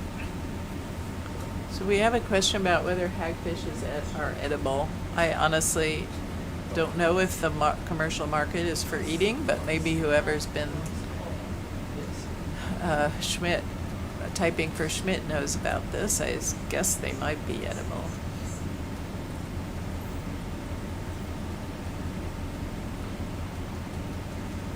The rockfish and the thorn definitely are. That moves up. That looks, what is that? That garbage. It's a rock covered. It's a rock covered with a bag though, because A rock covered with fat. it really looks like a rock full of living organisms, doesn't it? It's full. It's a chunk full of starfish. They're just getting in there somehow. Let's back up and get a shot of this, or can we zoom out, maybe? Is that a rock in a trash bag? Inside, like you can see it. Well, the question is this really a bag of trash, or is it a rock that got covered? I don't know how In a you bag. could cover a rock perfectly. It's tied. It's tied.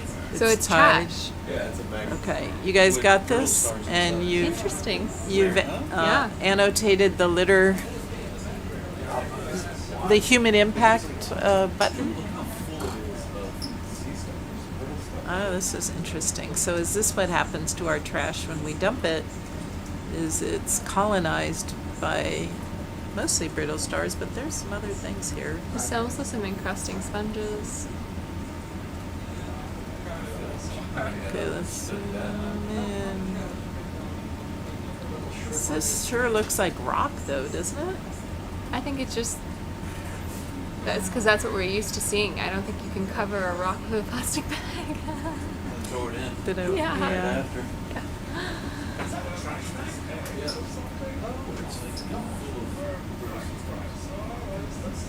But some like living on the outside and the inside of the trash bag. And then under, there's some things underneath it. Look at the Yes. look at the Sea star. big polychaete under the bag. Okay. Looks like it might be an orbinid or a nereid.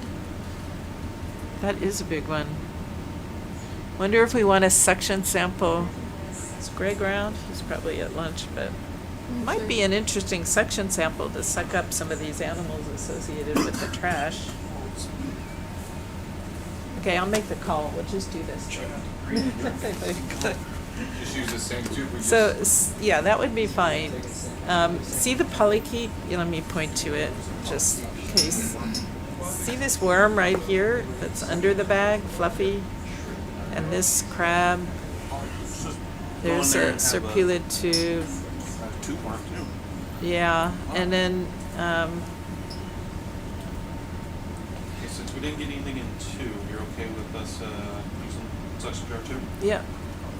Let me zoom back out here. If they're gonna Do you want to control the zoom for him? Yeah. Let you do that. So this should be SCB-009, correct? Yeah. We'll call it the litter section, or the trash bag section, something like that.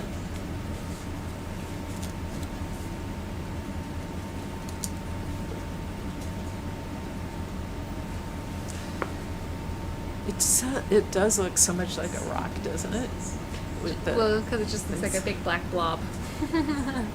but I mean, with all those animals, there must be something edible inside, right? I don't know. Otherwise, I mean, do how- sea stars filter feed though? I mean, why would they be They don't, inside? I don't know that they're omnivores. Okay. The brittle stars are omnivorous, I think. And they often go to fall, whale falls or something. Yeah, I mean, trash bags. I don't really. Maybe we don't want to know what's inside a trash bag that got dumped in the Right. middle of the ocean. My imagination too strong. Alright, you ready? Yeah. Alright. We're hoping to work up just a little bit for you. I hope that big polychaete's still there. Okay. So the big polychaete. Go ahead and zoom in real close. Zoom in out one. Might have crawled away. I moved quite a bit to get a little closer. I'm gonna kick up the lights. Try to get shine under that shadow. There he Yeah, he's is. still I there. can see the little things, Okay. Okay. just barely. Go dark quick. The left one looks like it's What you got there? You ready? Section's on. See this trash bag? Oh no! Now we're sucking up the trash. One's eating trash. Move. So glad I don't have to pull that. Can we pull it off? Facebook? It's 'cause you're closing the window.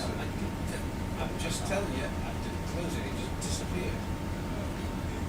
Do we see anything in the jar yet? Flush them through now, see if there's any, get all that dirt out. Anything? Did you Something's receive in my there. messages about Millicue? Just got to talk about that. So, You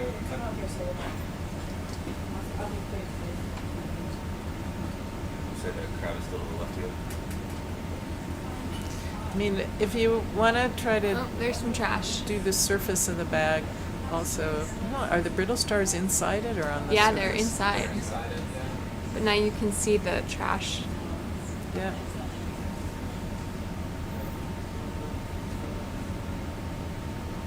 I'm gonna try to slow. Is there something else we're trying to get? Maybe the polychaete tube that's right there. The crab went away, right?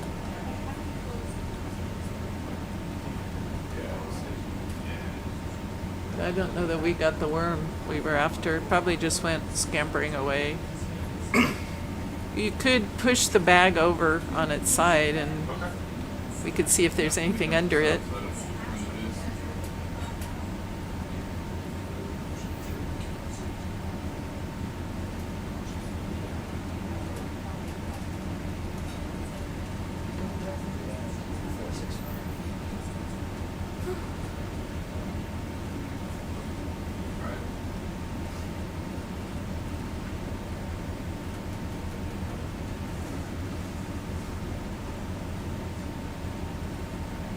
What if we just I wanted to see if there's anything underneath it. what if we just spill trash everywhere? Ugh. Well, doesn't look like there's much danger of that. There wasn't too much underneath anyway. I think that little pod key might have been a sea star or burl star. Big burl star. Oh, it was just its leg, It one looked leg. like his leg, yeah. Mm. Because when it lifted up, you saw the whole body. Mm-hmm. Okay. Really? I'm surprised. A brittle star arm? It looked like a separate thing, but It did.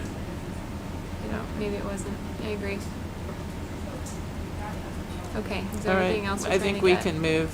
We're So we're not- calling that a sample, right? Did we get something? We've got, there's junk in it. There's like little burl stars. There's Okay. tons of little things inside of it. We'll call it a sample. Okay. Yeah, there's our first.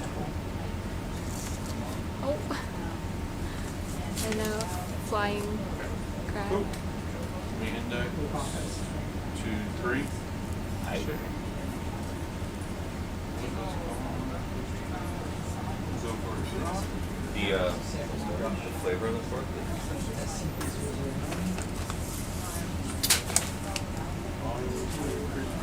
There's almost at waypoint 1. We got a rock filter right in front of us. Alright. Kind of cruising, buddy. Alrighty, alright. May the force be with you, sir. Have fun, ladies. Thank you. Thank you very much. See y'all in about 2 hours. Are we staying pretty much on the path of the Yes, we're just following our path to the next waypoint. already ship? Over here says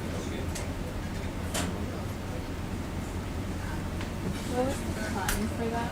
1851 for one. Thank you. what makes me happy is that camera's working. Ooh, there's rocks ahead. Yay, we're finally getting to the rocks. Find out when our watch is going to be over. You just want to fly. Well, we'll fly over and we'll tell you if we'd like to. What do you think? Do we want to collect anything or just wait and see what we get into?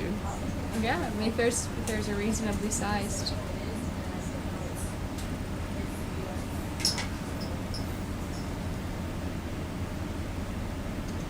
You far away from that trash bag. I find that trash bag to be extremely intriguing. Its existence in general. Mm-hmm. Well, that it's What was covered. in It's it? covered with animals. That's intriguing. What was in it that drew them into it? What were they so attracted to? Something Yeah. organic, probably. Oh, the bridge. Go ahead, Bridge. Yeah, Ollie, I'm just changing over with Ollie. So we'll do probably change heading to head to the new waypoint. What are these rocks? They don't You look think you're gonna change your heading? very Yeah, we'll change your fast. heading. We're doing They're change over definitely between more me and like Ollie as well. boulders. Maybe just 5 minutes. Alright, but real quick, what heading are you gonna change to? Less That way lumpy. that'll We're kind of determine far where away I'm now, heading. but we should zoom in and see if we can tell. Okay, Roger. I mean, I can zoom in. Can I zoom for a minute? Yeah, you can do it. I'm actually gonna see her for a little bit because they're gonna be doing a handover, and I don't really want to fly any further away, farther away. What do you think, Kira? I mean, they don't have any bumpy features.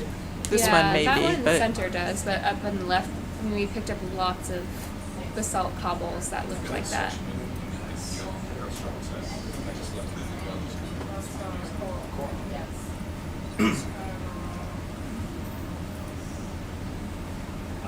Did you enjoy it? It's great. Oh, Some small corals. It's sad to be walking away from.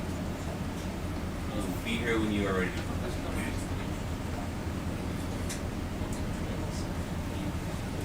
Flatfish.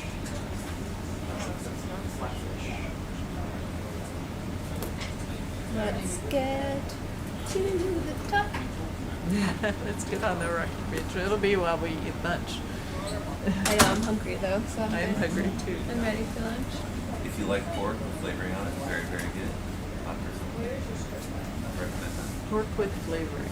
Yeah, like it's got a, Sauce. it's a specific type of, there's a restaurant that serves it. I don't know how to get the name, but you did a really good job. What nationality of food is it? That restaurant is Asian fusion, so I'm gonna guess it's somewhere in Southeast okay. Asia. Yeah. It's Croatia. So you're happy with it the way it is then? So Let's get into sea log and fish Okay. logging. I'll stick it in. Let's go take a, since we're staying here for a minute, right? Yeah, we Waiting are. for this ship. I'm just gonna take a quick look at this fish. You know how to do it. I'll go get some food and I'll be around. I'll leave this up on What do you think, Devin? What's the sea log button? I can't tell the difference between a Dover sole and a other. There's a deep sea sole that looks a lot like it. It's fine. Yeah. Then Devs. Oh man, it's just like last time. It's like night shift team on days. Okay, good afternoon, everyone. Did we get lunch yet? No. Not yet. That's good. Caesar salad, chickpea curry. That was good. I didn't know that. Butternut squash, sweet potato soup was delicious. Ooh, sounds delicious. Do me a favor. Me hungry. Moved on it. You want to look at the rocks while we're waiting here? Is there anything special? For you. Yeah, we need to get closer because some people can't count it. Some of them do look like they still could be. These like hole textures are kind of interesting. You see something that we should pick up that's the right size? They're all pretty big. The one right there in the middle, below those two larger ones. Yeah. That one is interesting. Alright, I can spin around and get a better look at it. I don't see much in the way of life, though. Lots of animals. Depends if you want representative of this region or more things to count.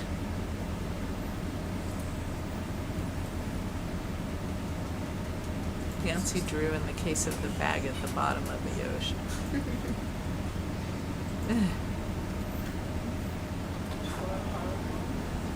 Getting even closer and pulling this.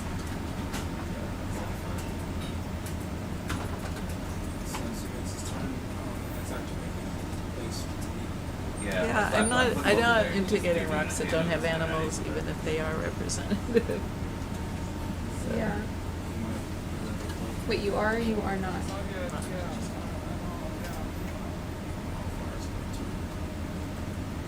I know, So we just finished with sample 009. So we're going to start the next sample. I'd rather take rocks that have something we can see living on them. Can we get a photo though of the substrate right now? Sure. I can always sit down. Just, The substrate. yeah, we're not But we can 100% zoom sure out we a want to little bit. collect that rock, though.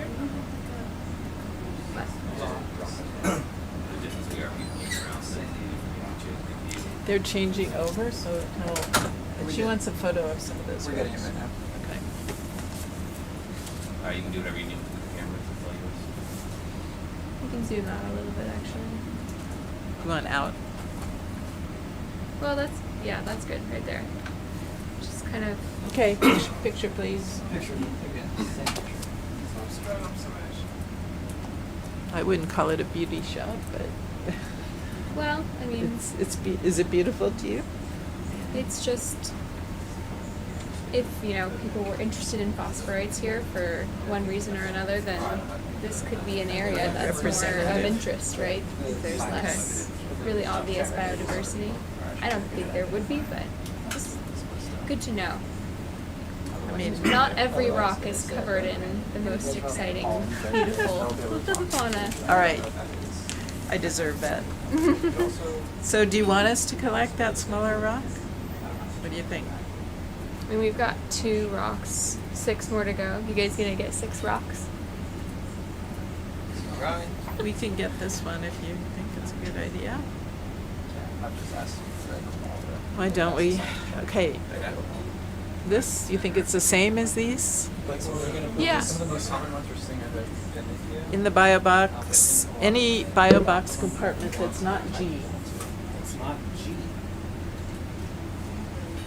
G is the small bio box. Oh, we So- could put it on a bio box D on yours. Chris is on the port side, 1, 2, 3.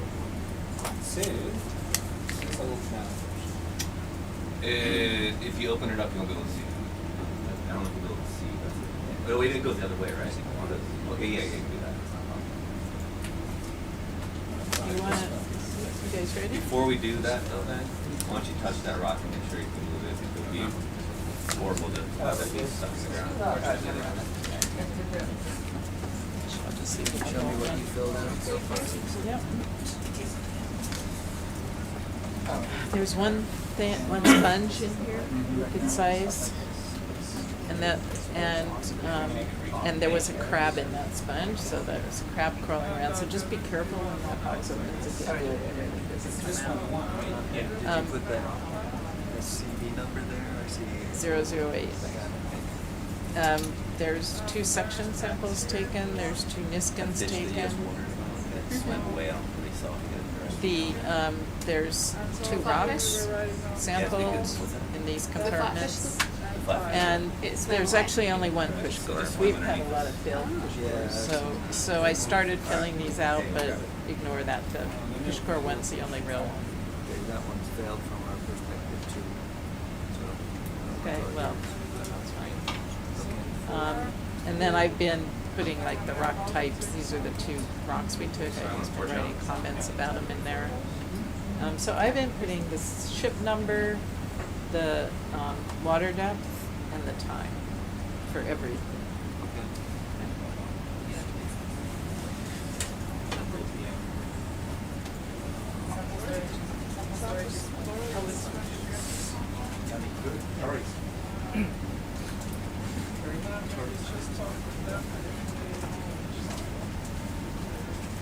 So you're about to get to the rocky part.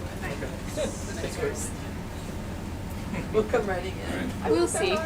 Maybe. When you find rocks with a lot of when you find with a lot of animals. Just one. We've only done 1 transit. I mean, 5. But we'll see what we have to It doesn't have to be 5. That's what we've been trying to do on for each site. 5 total. It doesn't have to be. The thing is that we are keeping them to rock or mixed, which is why we haven't done more, because we've been over mostly sediment.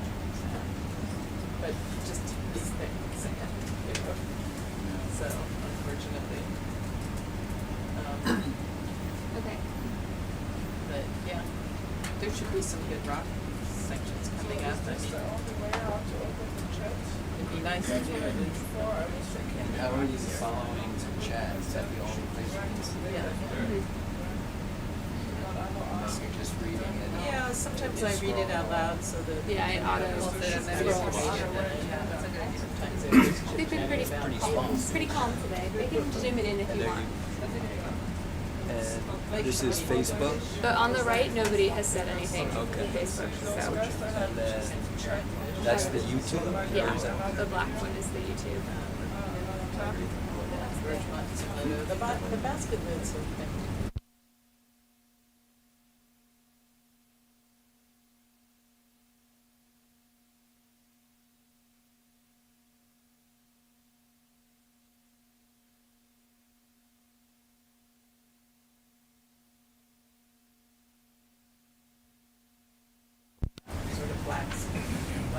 do lumpy. Yeah, it doesn't have that much though, but it's just shiny and lumpy on the You gonna grab it with the forearm? Totally watching today. There's You got plenty of a space. lot of lab work to do. Yeah. Big straight setup to Pretty good. So they're, You okay to be that they're way? about Yeah. to collect a rock. They get that. Alright, should be good. So we've been having one person do the, actually the person here has been doing this log and the person talking has been doing the bio box. I mean the basket map, but you should fill these in. Well, maybe. Oh, she didn't write trash bag. Can I borrow your pen? That's all I got. Yeah, that's all you gotta do. Do you wanna use that? Alright. Collected the trash bag? No, trash bag Fauna. We slurped it, but she didn't write scrap type. Slurp. I can see that. This is Transect.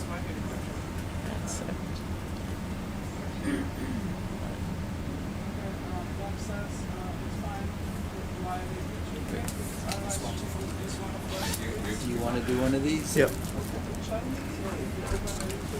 Because you have a lot to do. No, I can't see. Hold on. I'll be able to.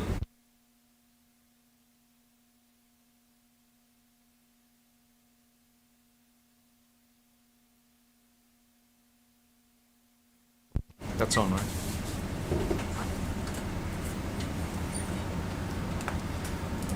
Alright, now you're coming to your right just a touch, yeah. So I can move you. Yeah, just pivot. Pivot to point. Yeah. Hold on. I'll stop. Hold off that. Well, good afternoon, everyone. Pacific time. We've just had a science watch change, and Remind everybody over here that the inserts for the rocks are only 15 centimeters across. And that they keep them upright. will do. Thank you. Okay. Come back down. Try to get something too big. Yep.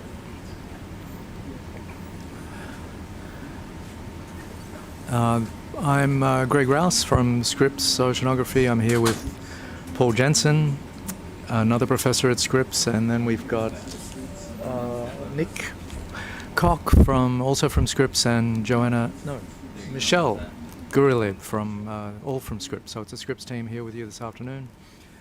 And our trusty pilots are Chris and Ben for the next little moment, and we're just maneuvering to get in place to pick up a rock. So we want to get another 6 rocks in the next few hours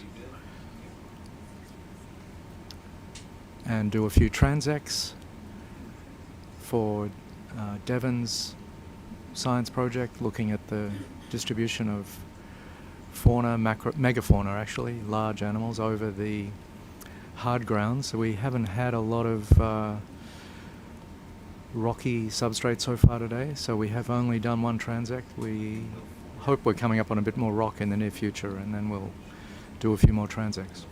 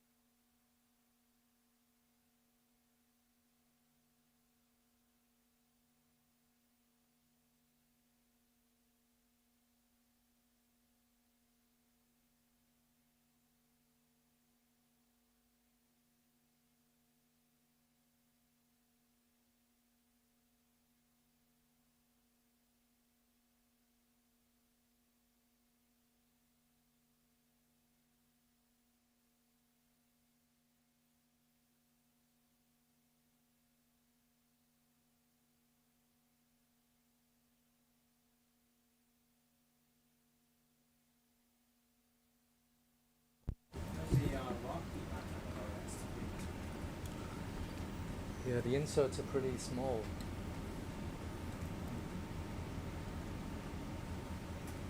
We're gonna close that. So.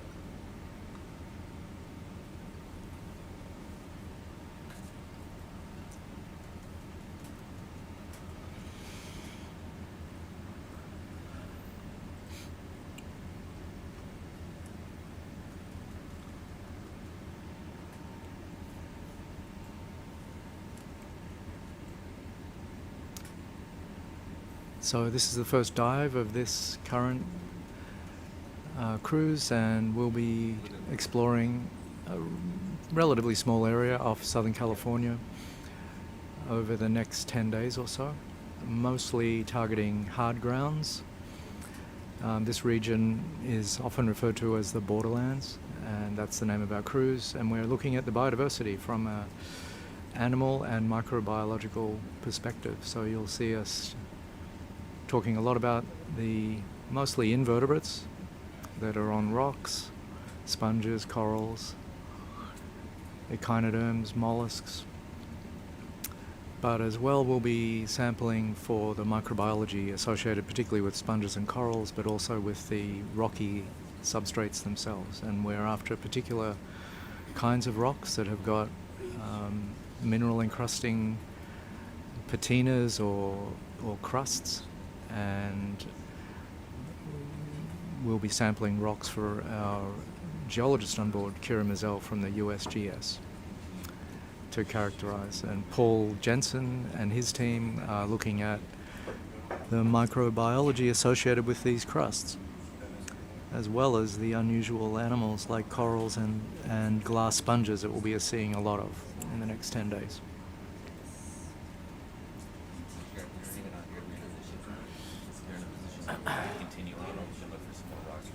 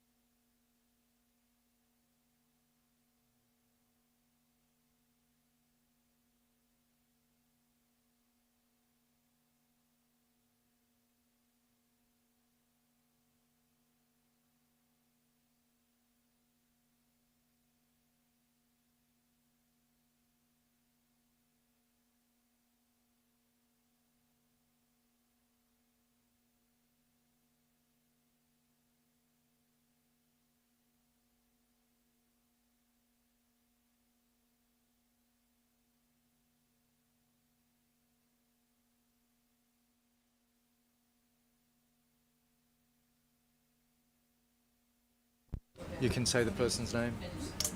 Tropic of Dan. All right. Hi, everyone. Looking at the chat, Tropic of Dan is at Scripps Oceanography right now and says the water's calm there and it's beautiful out here as well. There's a small swell, I'd say, maybe 1 to 2 feet, but very little wind and great conditions to be sitting in the control van here and doing this kind of work. And I see Doug Sweeney from my lab is watching the YouTube channel live. Hey Doug, how you doing? Good to see that you're watching. No, I'm just not rock. I've come down more, but.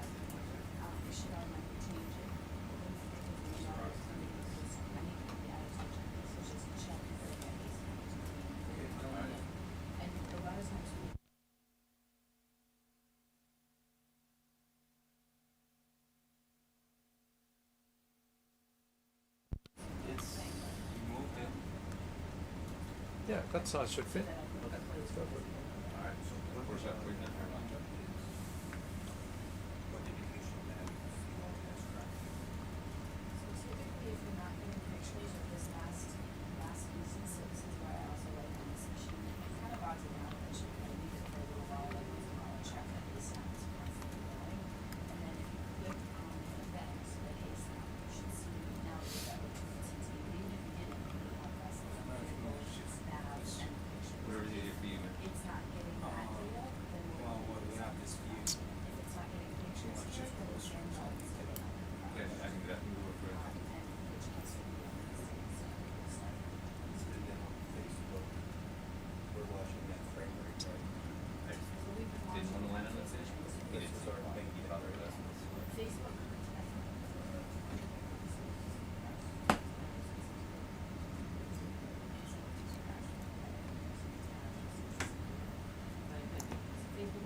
We've been left with a lot of sampling to do. Devin would like 3 transects, 6 rocks, and we've got and we have no cores. and we have a lot of slope canisters that are empty, and a big bio box that has got 1 sponge in it. Still half a meter out. So you can start a new one, which just stops the Yeah, so Yeah, we've probably got about 4 more hours before we come off bottom. I've seen where these jumps show like what Quite a lot of sampling to do. Good rocks have been hard to find so far. Each rock has to go into its own compartment and be isolated so we can characterize what's living on that rock, and we don't want any mixing up of the creatures living on the rocks.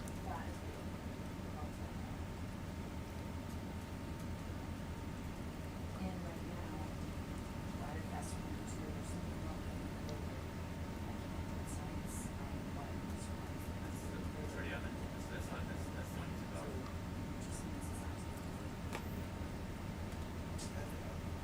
and I usually can just reset it.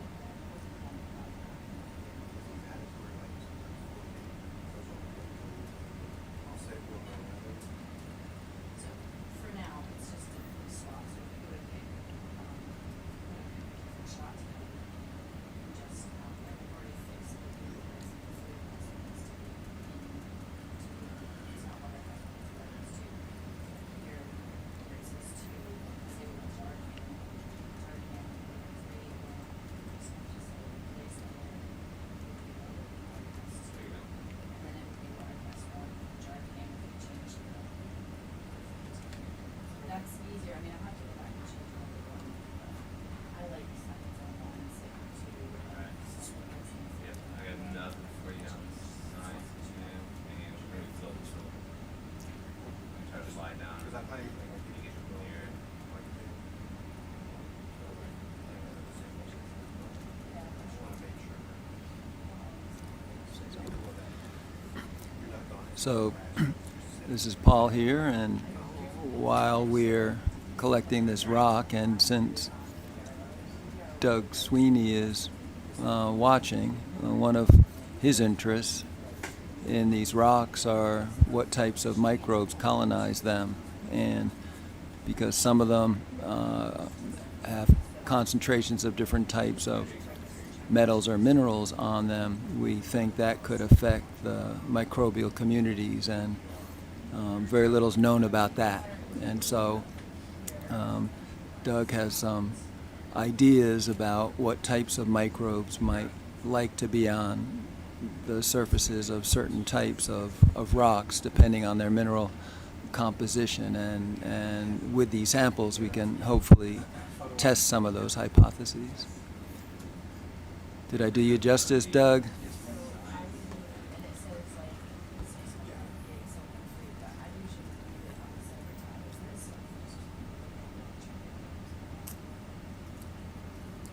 Yeah. Yeah, there's a Nice patina. tube there sitting on top of that rock, and that's a spaghetti worm. It's an unusual one that it makes those projections there, which end up interfering with water flow, and things, plankton will stick to it, and the worm then sticks its tentacles out and feeds. So it creates its own hard feeding structures, and you can see a few tentacles there waving in the current. Could you rotate it, please, Ben? Or do you want to feel like you should put it in a box? There's another one of those spaghetti worms there. You can see the extensions of the tube really well, and looking down now, the worm's retracted inside. And this rock also has, looks like a bryozoan living on it. Okay. Put it away, any container you like, thanks.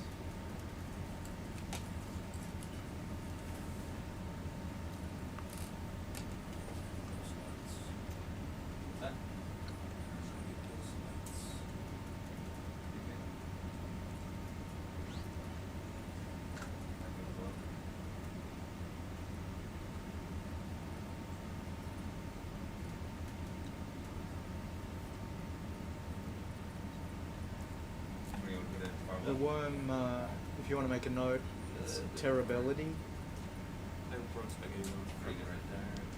Just, can we put the taxonomic name in too? Yep. T-E-R-E. Drop it, Greg. Yeah, that's fine, Ben. Thanks. T-E-R-E-B-E-L-L-I-D.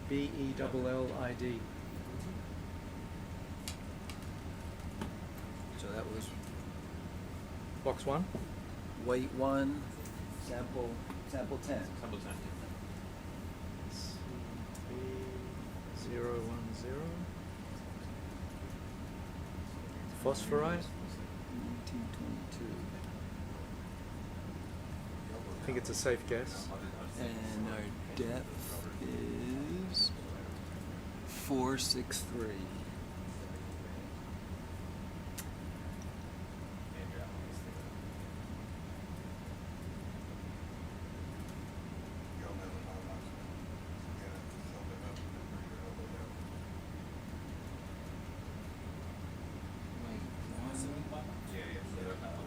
Epibiomes.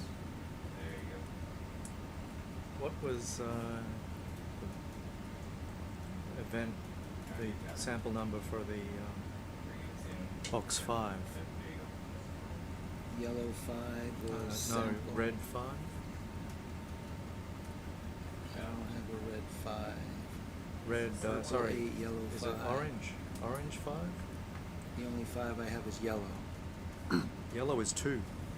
It says yellow Oh, 5. that's wrong.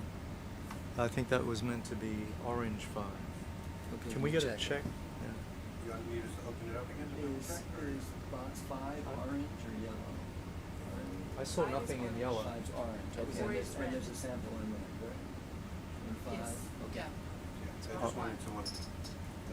Yeah, Five- nothing. Five definitely this one here. Yeah, they made an error in the note. Yeah, that's what's rocking. Okay, and you wanted to know what sample that Yeah. was, Greg? The SCB number 6. 006. And also for the purple, number 8. Purple 8 is sample number 007. Okay. Epibionts, what did you say? Bryozoan? Terabellid and bryozoan.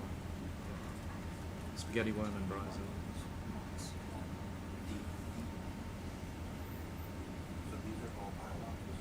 These are all mushrooms. So D, G is this one. So this is one. Yeah, let's carry on a little bit. Thank you.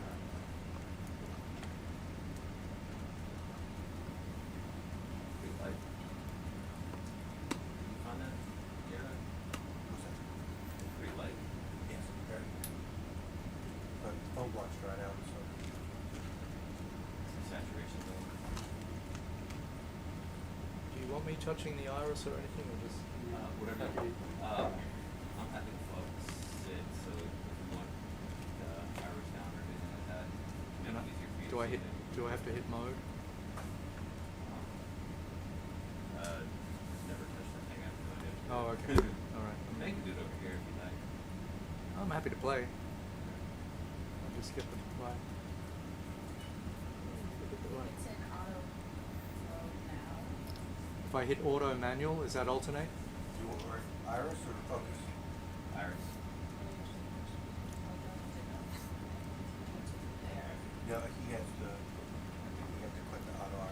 You have to let So me. click the outer iris. Ready? Yeah. And now try spinning the knob. Oh, is that focus? No. No, that's it. This iris? I forgot. It says bright. Yeah, let's see. Okay, I'm pretty sure it was this one. Yeah, I thought so too. But it could just be, yeah, you can get it brighter, but you can't get much darker with the way that the ISO is set. Take Okay. the ISO down. On the manual ISO.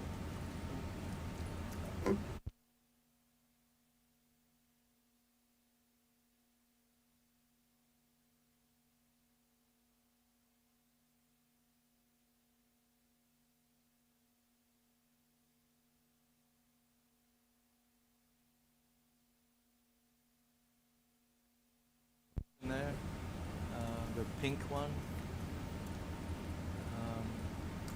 We do a sample in situ special shot. It's a special button, so we can all. Okay, so you could organize those Yes, easily. we get that Okay. in a report, Okay. and that's why it's listed as a sample. So we then get a sample report. I see. Yeah, we get those. Got it. And they tag sample in situ on the file name.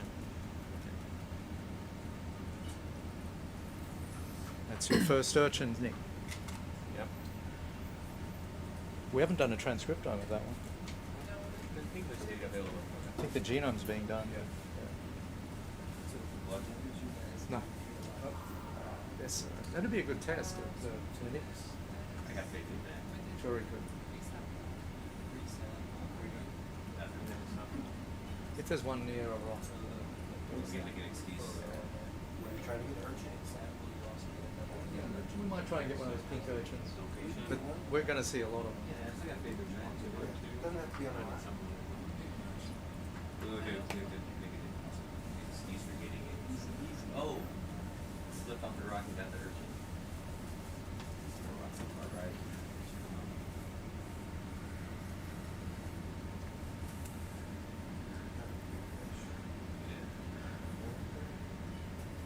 So this sediment, this looks relatively uniform, but if we were coring into this and sieving it, it would be full of thousands of little animals in the few millimeter range. We'll be looking in the sediments and slope samples tonight for small animals that we can only see with a microscope. But of course, during the dive, we'll focus on the larger things, megafauna, and you'll often hear us say megafauna and macrofauna. Macrofauna are still themselves pretty small, and often you still need a microscope to see them. So most of the creatures we're talking about are megafauna, those the obviously large animals. Fantastic. Thank you very much. Take a listen to that. Let's keep going. It'd be good to have a rock that's kind of got a lot of things on it. But, and there's a rock with a sponge on it. Could we look at this one, Chris? What's it doing? Is it attached to a rock? Looks like it.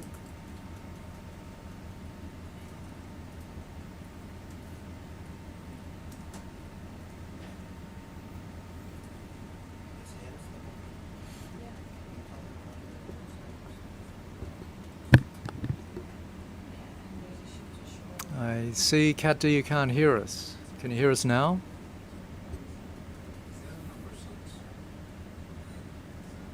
Oh, yeah.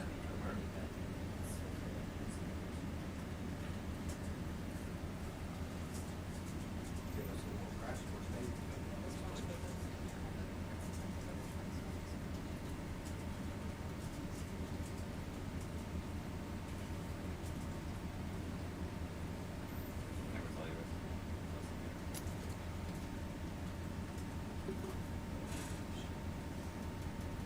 Yeah, we've got the microphone between two people, so we'll make sure we speak a bit closer to the microphone.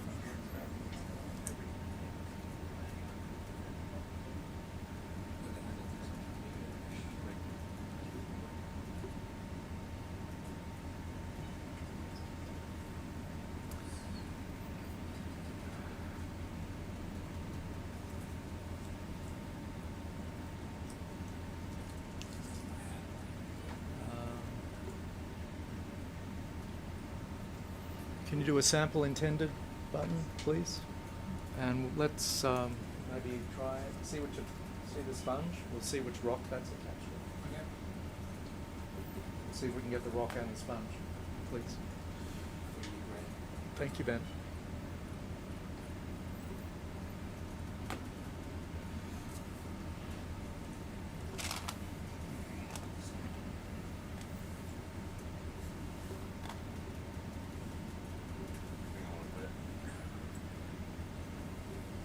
In box D again would be fine. Yeah.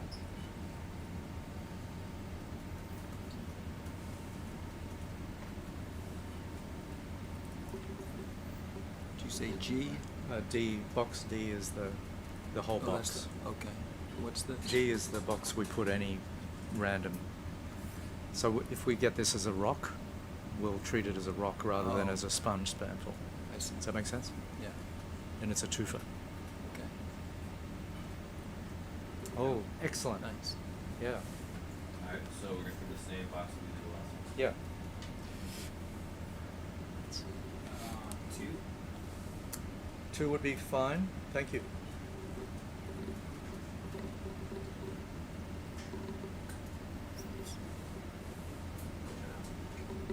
Weight 2. Yellow 2. Yellow 2. Okay. Yeah, I don't know what they did up there. But so that was orange 5. Yeah, you got that right. Corrected.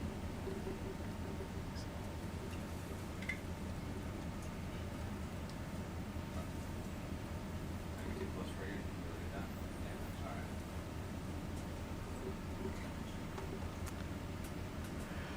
So Paul, do you want to explain why we're sampling this sponge? Yeah, sure, happy to. So, one of our, well, a couple of reasons. One, we're interested in the microbial communities that live in association with these sponges. And so we want to know who's there, but we also want to know what kinds of things those microbes can do. And in particular, we're interested in what we're calling biopharmaceutical potential. And that's because, as I suspect many of you know, microbes make a lot of important antibiotics and other types of things we call natural products that have utility as medicines. And sponges, interestingly, often harbor very unusual microbial symbionts. And in some cases, those microbes have been shown to make some very unusual natural products. And so no one has looked at the microbes in the deep sea, and especially out here, that live in association with these sponges. And so we hope to be some of the first people to do that. And hopefully we see not only some unusual microbial communities, but also that they have some not before recognized potential to make some, we'd like to think, some exciting new natural products. And who knows, maybe the next great antibiotic might come from a microbe from a deep sea sponge.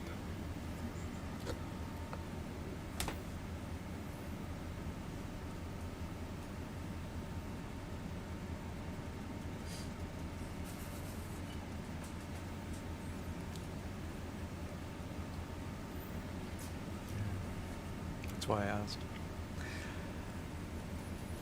Okay, bus.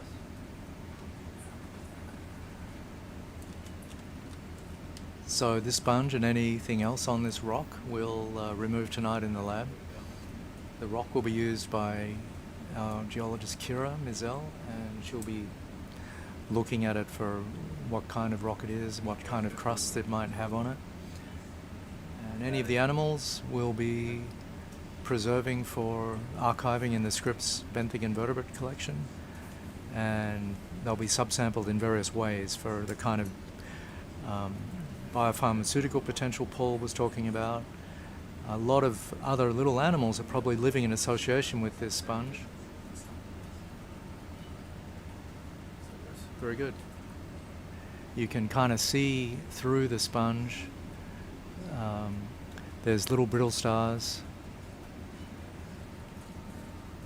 Some small squat lobsters living on it.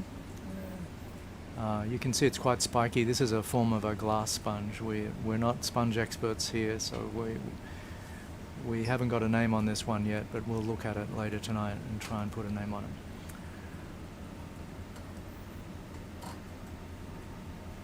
It's quite a bit of current. Yeah. Okay, thank you, Ben. I'm gonna zoom out on your sit there.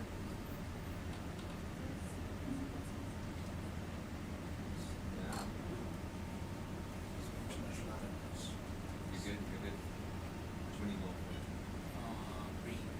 Green? Okay. Green?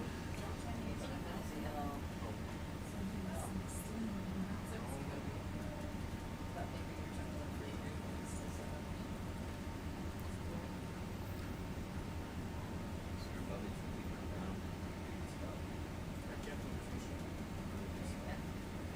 Like it's gonna make it green 3. You can drop it. Thank you. Perfect. Alright, 11 down, green free 3. go out. Shoulder down, elbow up, shoulder right to left. Totally good. 4, 5, 4. You're doing depth and time? Yes. Yeah.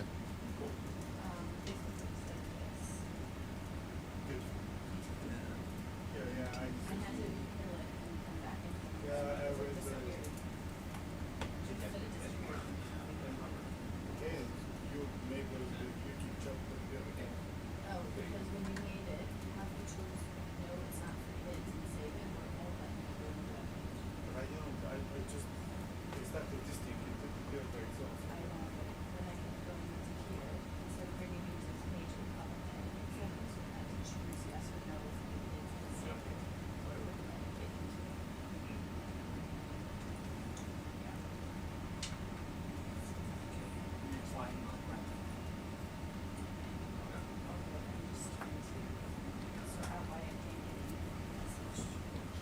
You got pre and post photos for both samples, right? That's a place for you to check. So hopefully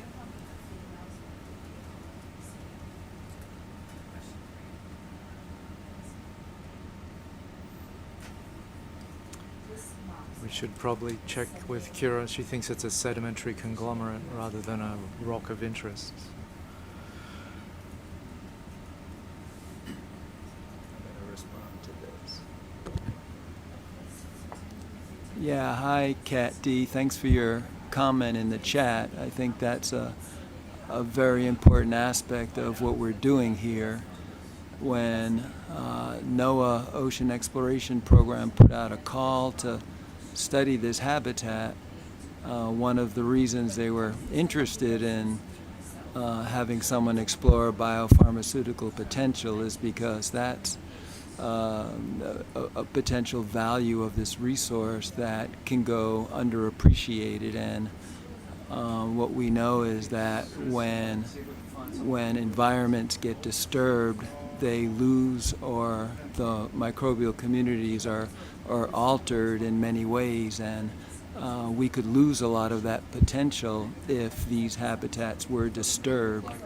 And so I think why NOAA was thinking about this and asking people to study it is because by knowing that what these communities are like and what potential they could have to help humankind in the terms of providing new medicines, then that could be an argument for why you would want to be sure to protect these habitats, just like the rainforest and the coral reefs. It's the same kind of logic, right? I think we all understand that, we don't want to lose our rainforest because there's a lot of species diversity there, and that is important for ecosystem function, but also beneficial things come from that diversity that help us in a societal sort of level. And so so thanks for your comment, and I think you're correct in recognizing one reason why these kinds of studies are important.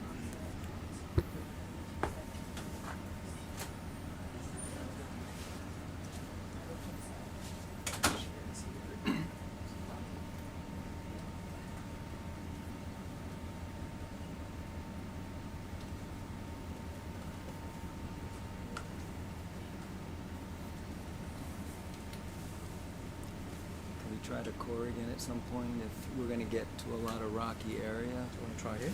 I'd like to try. You can try. Sure. Yeah. Keep trying. It's this.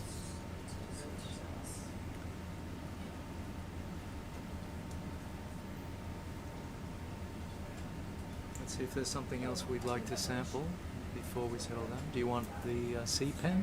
We did one of those sea pens last time. I, you know, I wouldn't make a special stop for a sea pen, but Okay. we should get another one before the trip's over at least. But.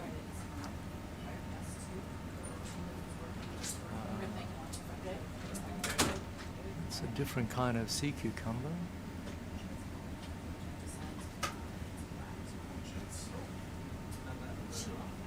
Now it's getting a little rubbly again.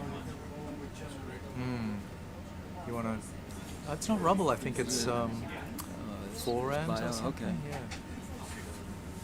Give it a try. Settle down and we'll try and push for it. Do that. Please. And maybe we'll collect that Alright. creature and then we'll try and claw around here.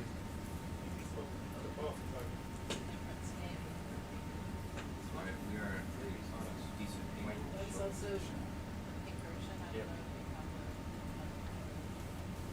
How do you want to collect that with The cuc? Yes, please. And then I think the sea urchin would go through the hose. If it doesn't, we can. Oh, There's a smaller one on there's the a right. little Yeah. one. Yeah, the little one. Little one. Yeah. Alright. And we should be able to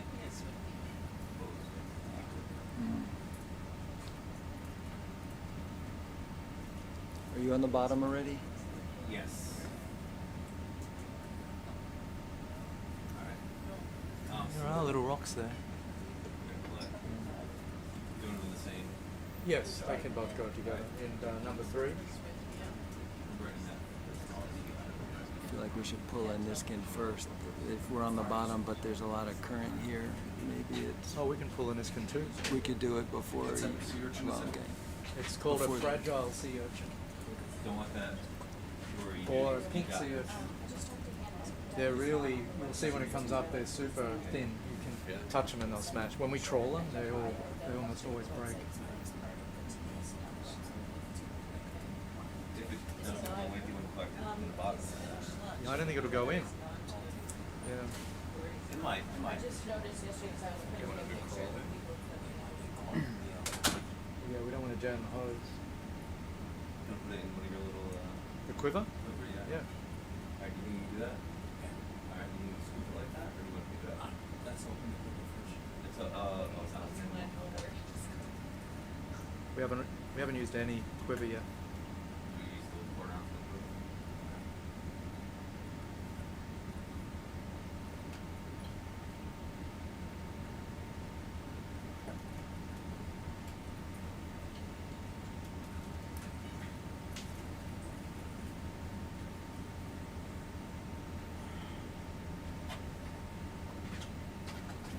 A lot of current. It's probably why the light's pretty good. I don't. Do you guys have a sense of what the current is on the bottom here? Minimal. I'm not seeing really any particular go past us, and whenever you see, like the sea pens or whatever, it was just so tricky right there, so.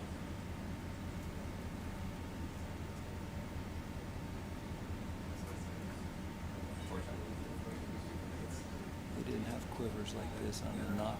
No, I think they're really good. People were trying to run away. Really isolates the animals. Are we gonna put all 3 quivers? Red? All of them in quivers? We could still slurp the sea cucumber then. Or if you want to, we could put the sea cucumber and the urchin in the same quiver. That would be okay. Alright, so we need 2 quivers? No, you could put it in the same quiver. Yeah, but there's 3, you got 2 sea urchins, one. Oh, just one sea urchin. Either probably the big one would be easier for you to pick up.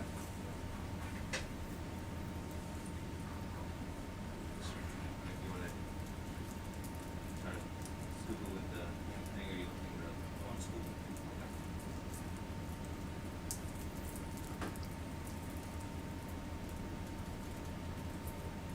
Deb, are we able to see oxygen down here, or that They have it in C-Log now. C-Log, okay. They won't have it on the vehicle because it's not plumbed into the vehicle, but it's logging in SCS, so you get it out of the file. Okay. And it's now being logged every time you make an event in C-Log. Oh, great. This morning's project in PJs. Yeah. Thank you. Sea urchin first?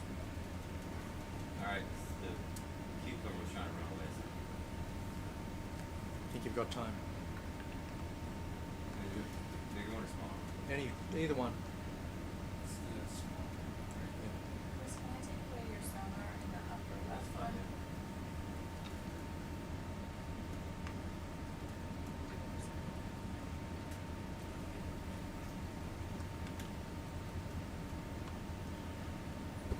This is sea urchin. We call the fragile sea urchin or pink sea urchin. Its name is Strongylis sontrotus fragilis, and it's very common at depths of Southern California, 200 meters down to 1,000 meters or so. It's an interesting way of trying to get away. We're doing a project on the evolution of sea urchins, so we're interested in doing in-depth sequencing on some of these. And we'll have our eye out for sea urchins on most of this cruise. It's not gonna fit.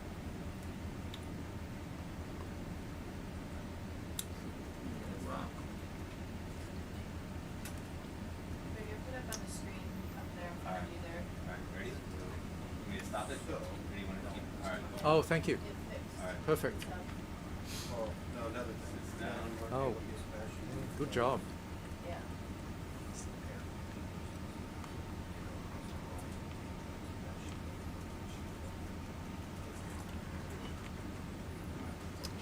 I got you. Fortune out. Because the dive hasn't happened yet. And These urchins are so fragile that normally when you trawl them, they always come up completely smashed. So to get a really perfect specimen like this is unusual.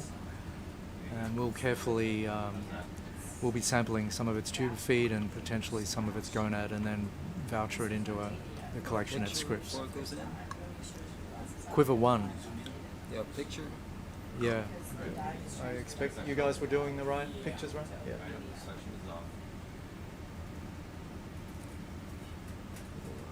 So just Q1. But I am not getting it in, I just looked so.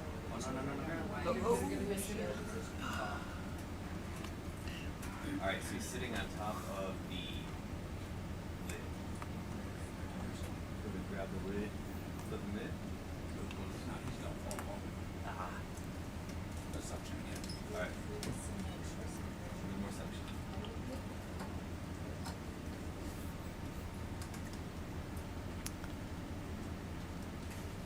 Alright, there you go.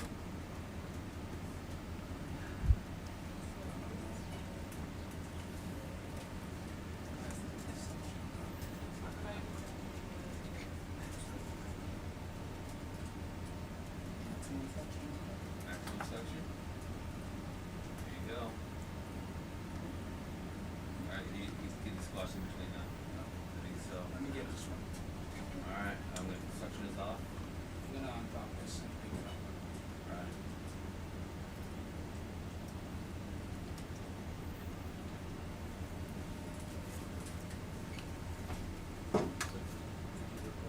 Ready? Take a quick minute of that.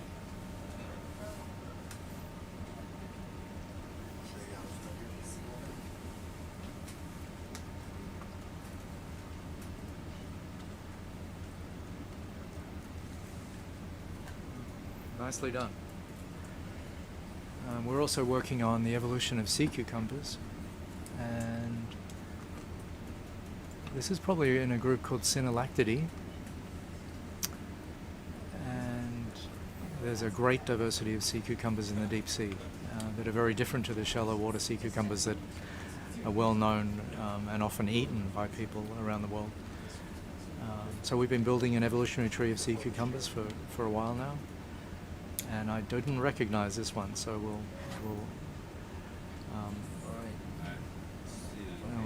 we can call that officially sampled. Alright, there is the Urchin at the very back.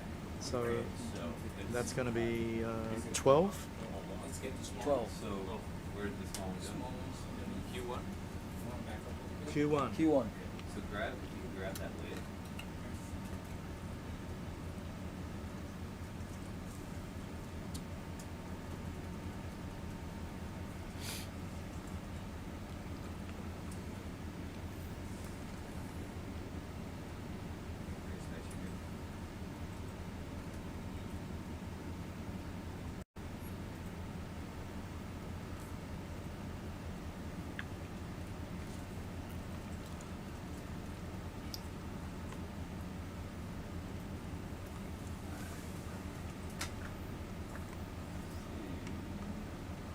Hold on to it.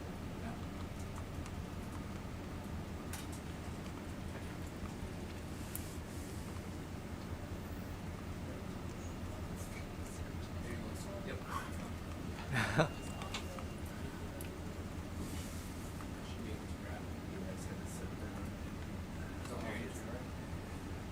Two of them. So we'll do the one we were already messing with, a little more instead.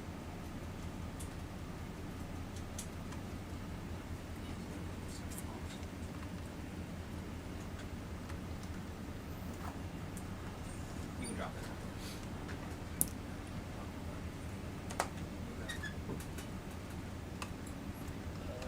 Did they do a Niskan earlier today? They did. Which Niskan got pulled? Was first off, right? We didn't pull in this skin just now. This morning they did. They did, yeah. Oh, here it is. They They've did done two, two. 1 and 2. Okay. And we'll do another one now. Or you're not really We'll have to figure out to see if sure this will work? Kind of stirred up a lot. Yeah. My concern. We could move a little bit forward. Oh, that's alright. Move forward, pull in this skin, then sit down. Yeah. Oh, Sorry. but now let's see. Alright.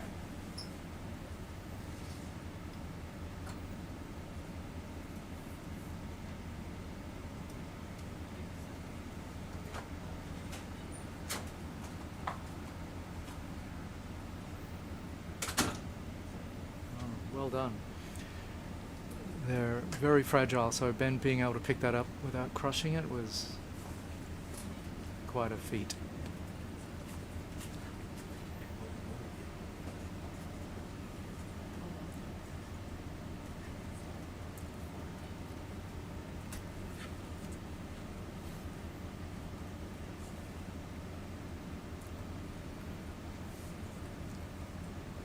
Yeah, the push cords are kind of in the way.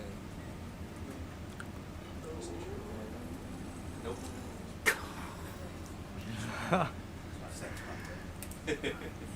All right. I think that one deserves to be free. It is. Here you go, Ben. Yeah. Want to finish it out?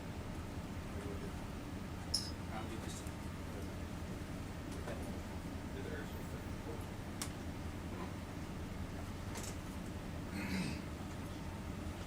There's no rocks underneath, so it's pretty sandy.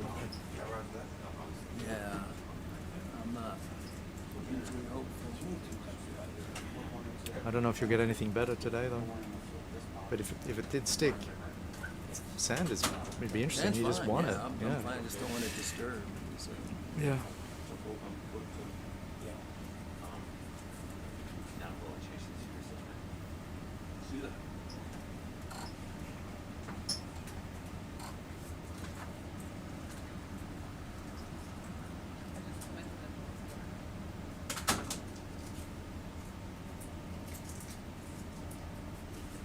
Yeah, I'd love to sieve some of that sand. There'd be a lot of animals in it. Another good job. Look at that.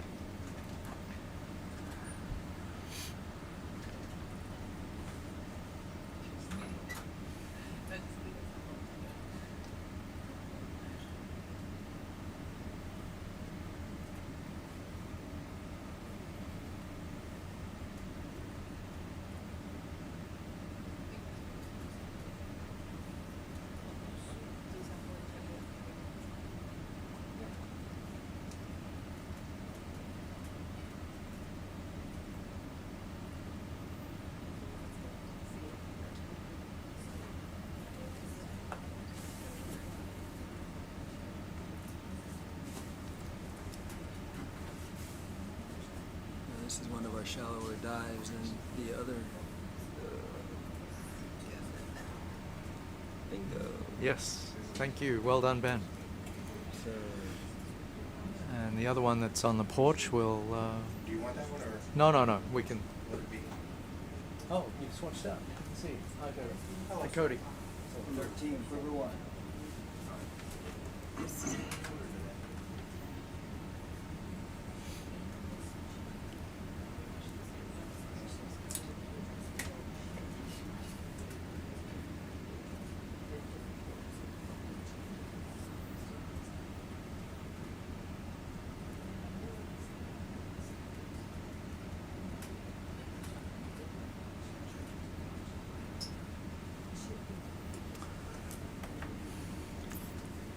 This could be some of the most sandy sediment we see because it's a shallow site, so it would be nice if we could get a core or two here. Yeah. Yeah. Well, let's see if anyone can get it. It's these guys.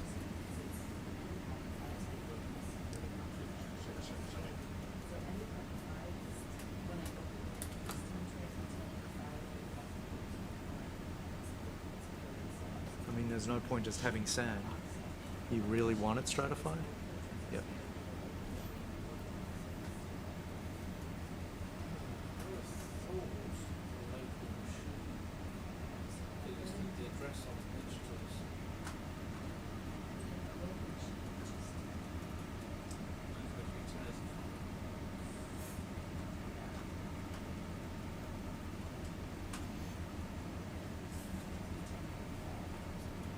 So move forward a little bit.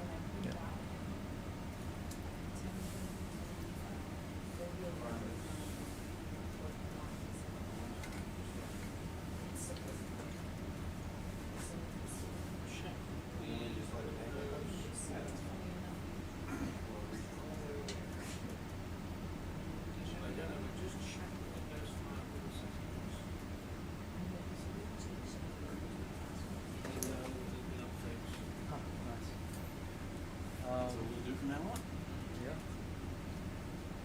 We just like to move forward a little bit and then pull a Niskan and try and core Niskan before we, yeah.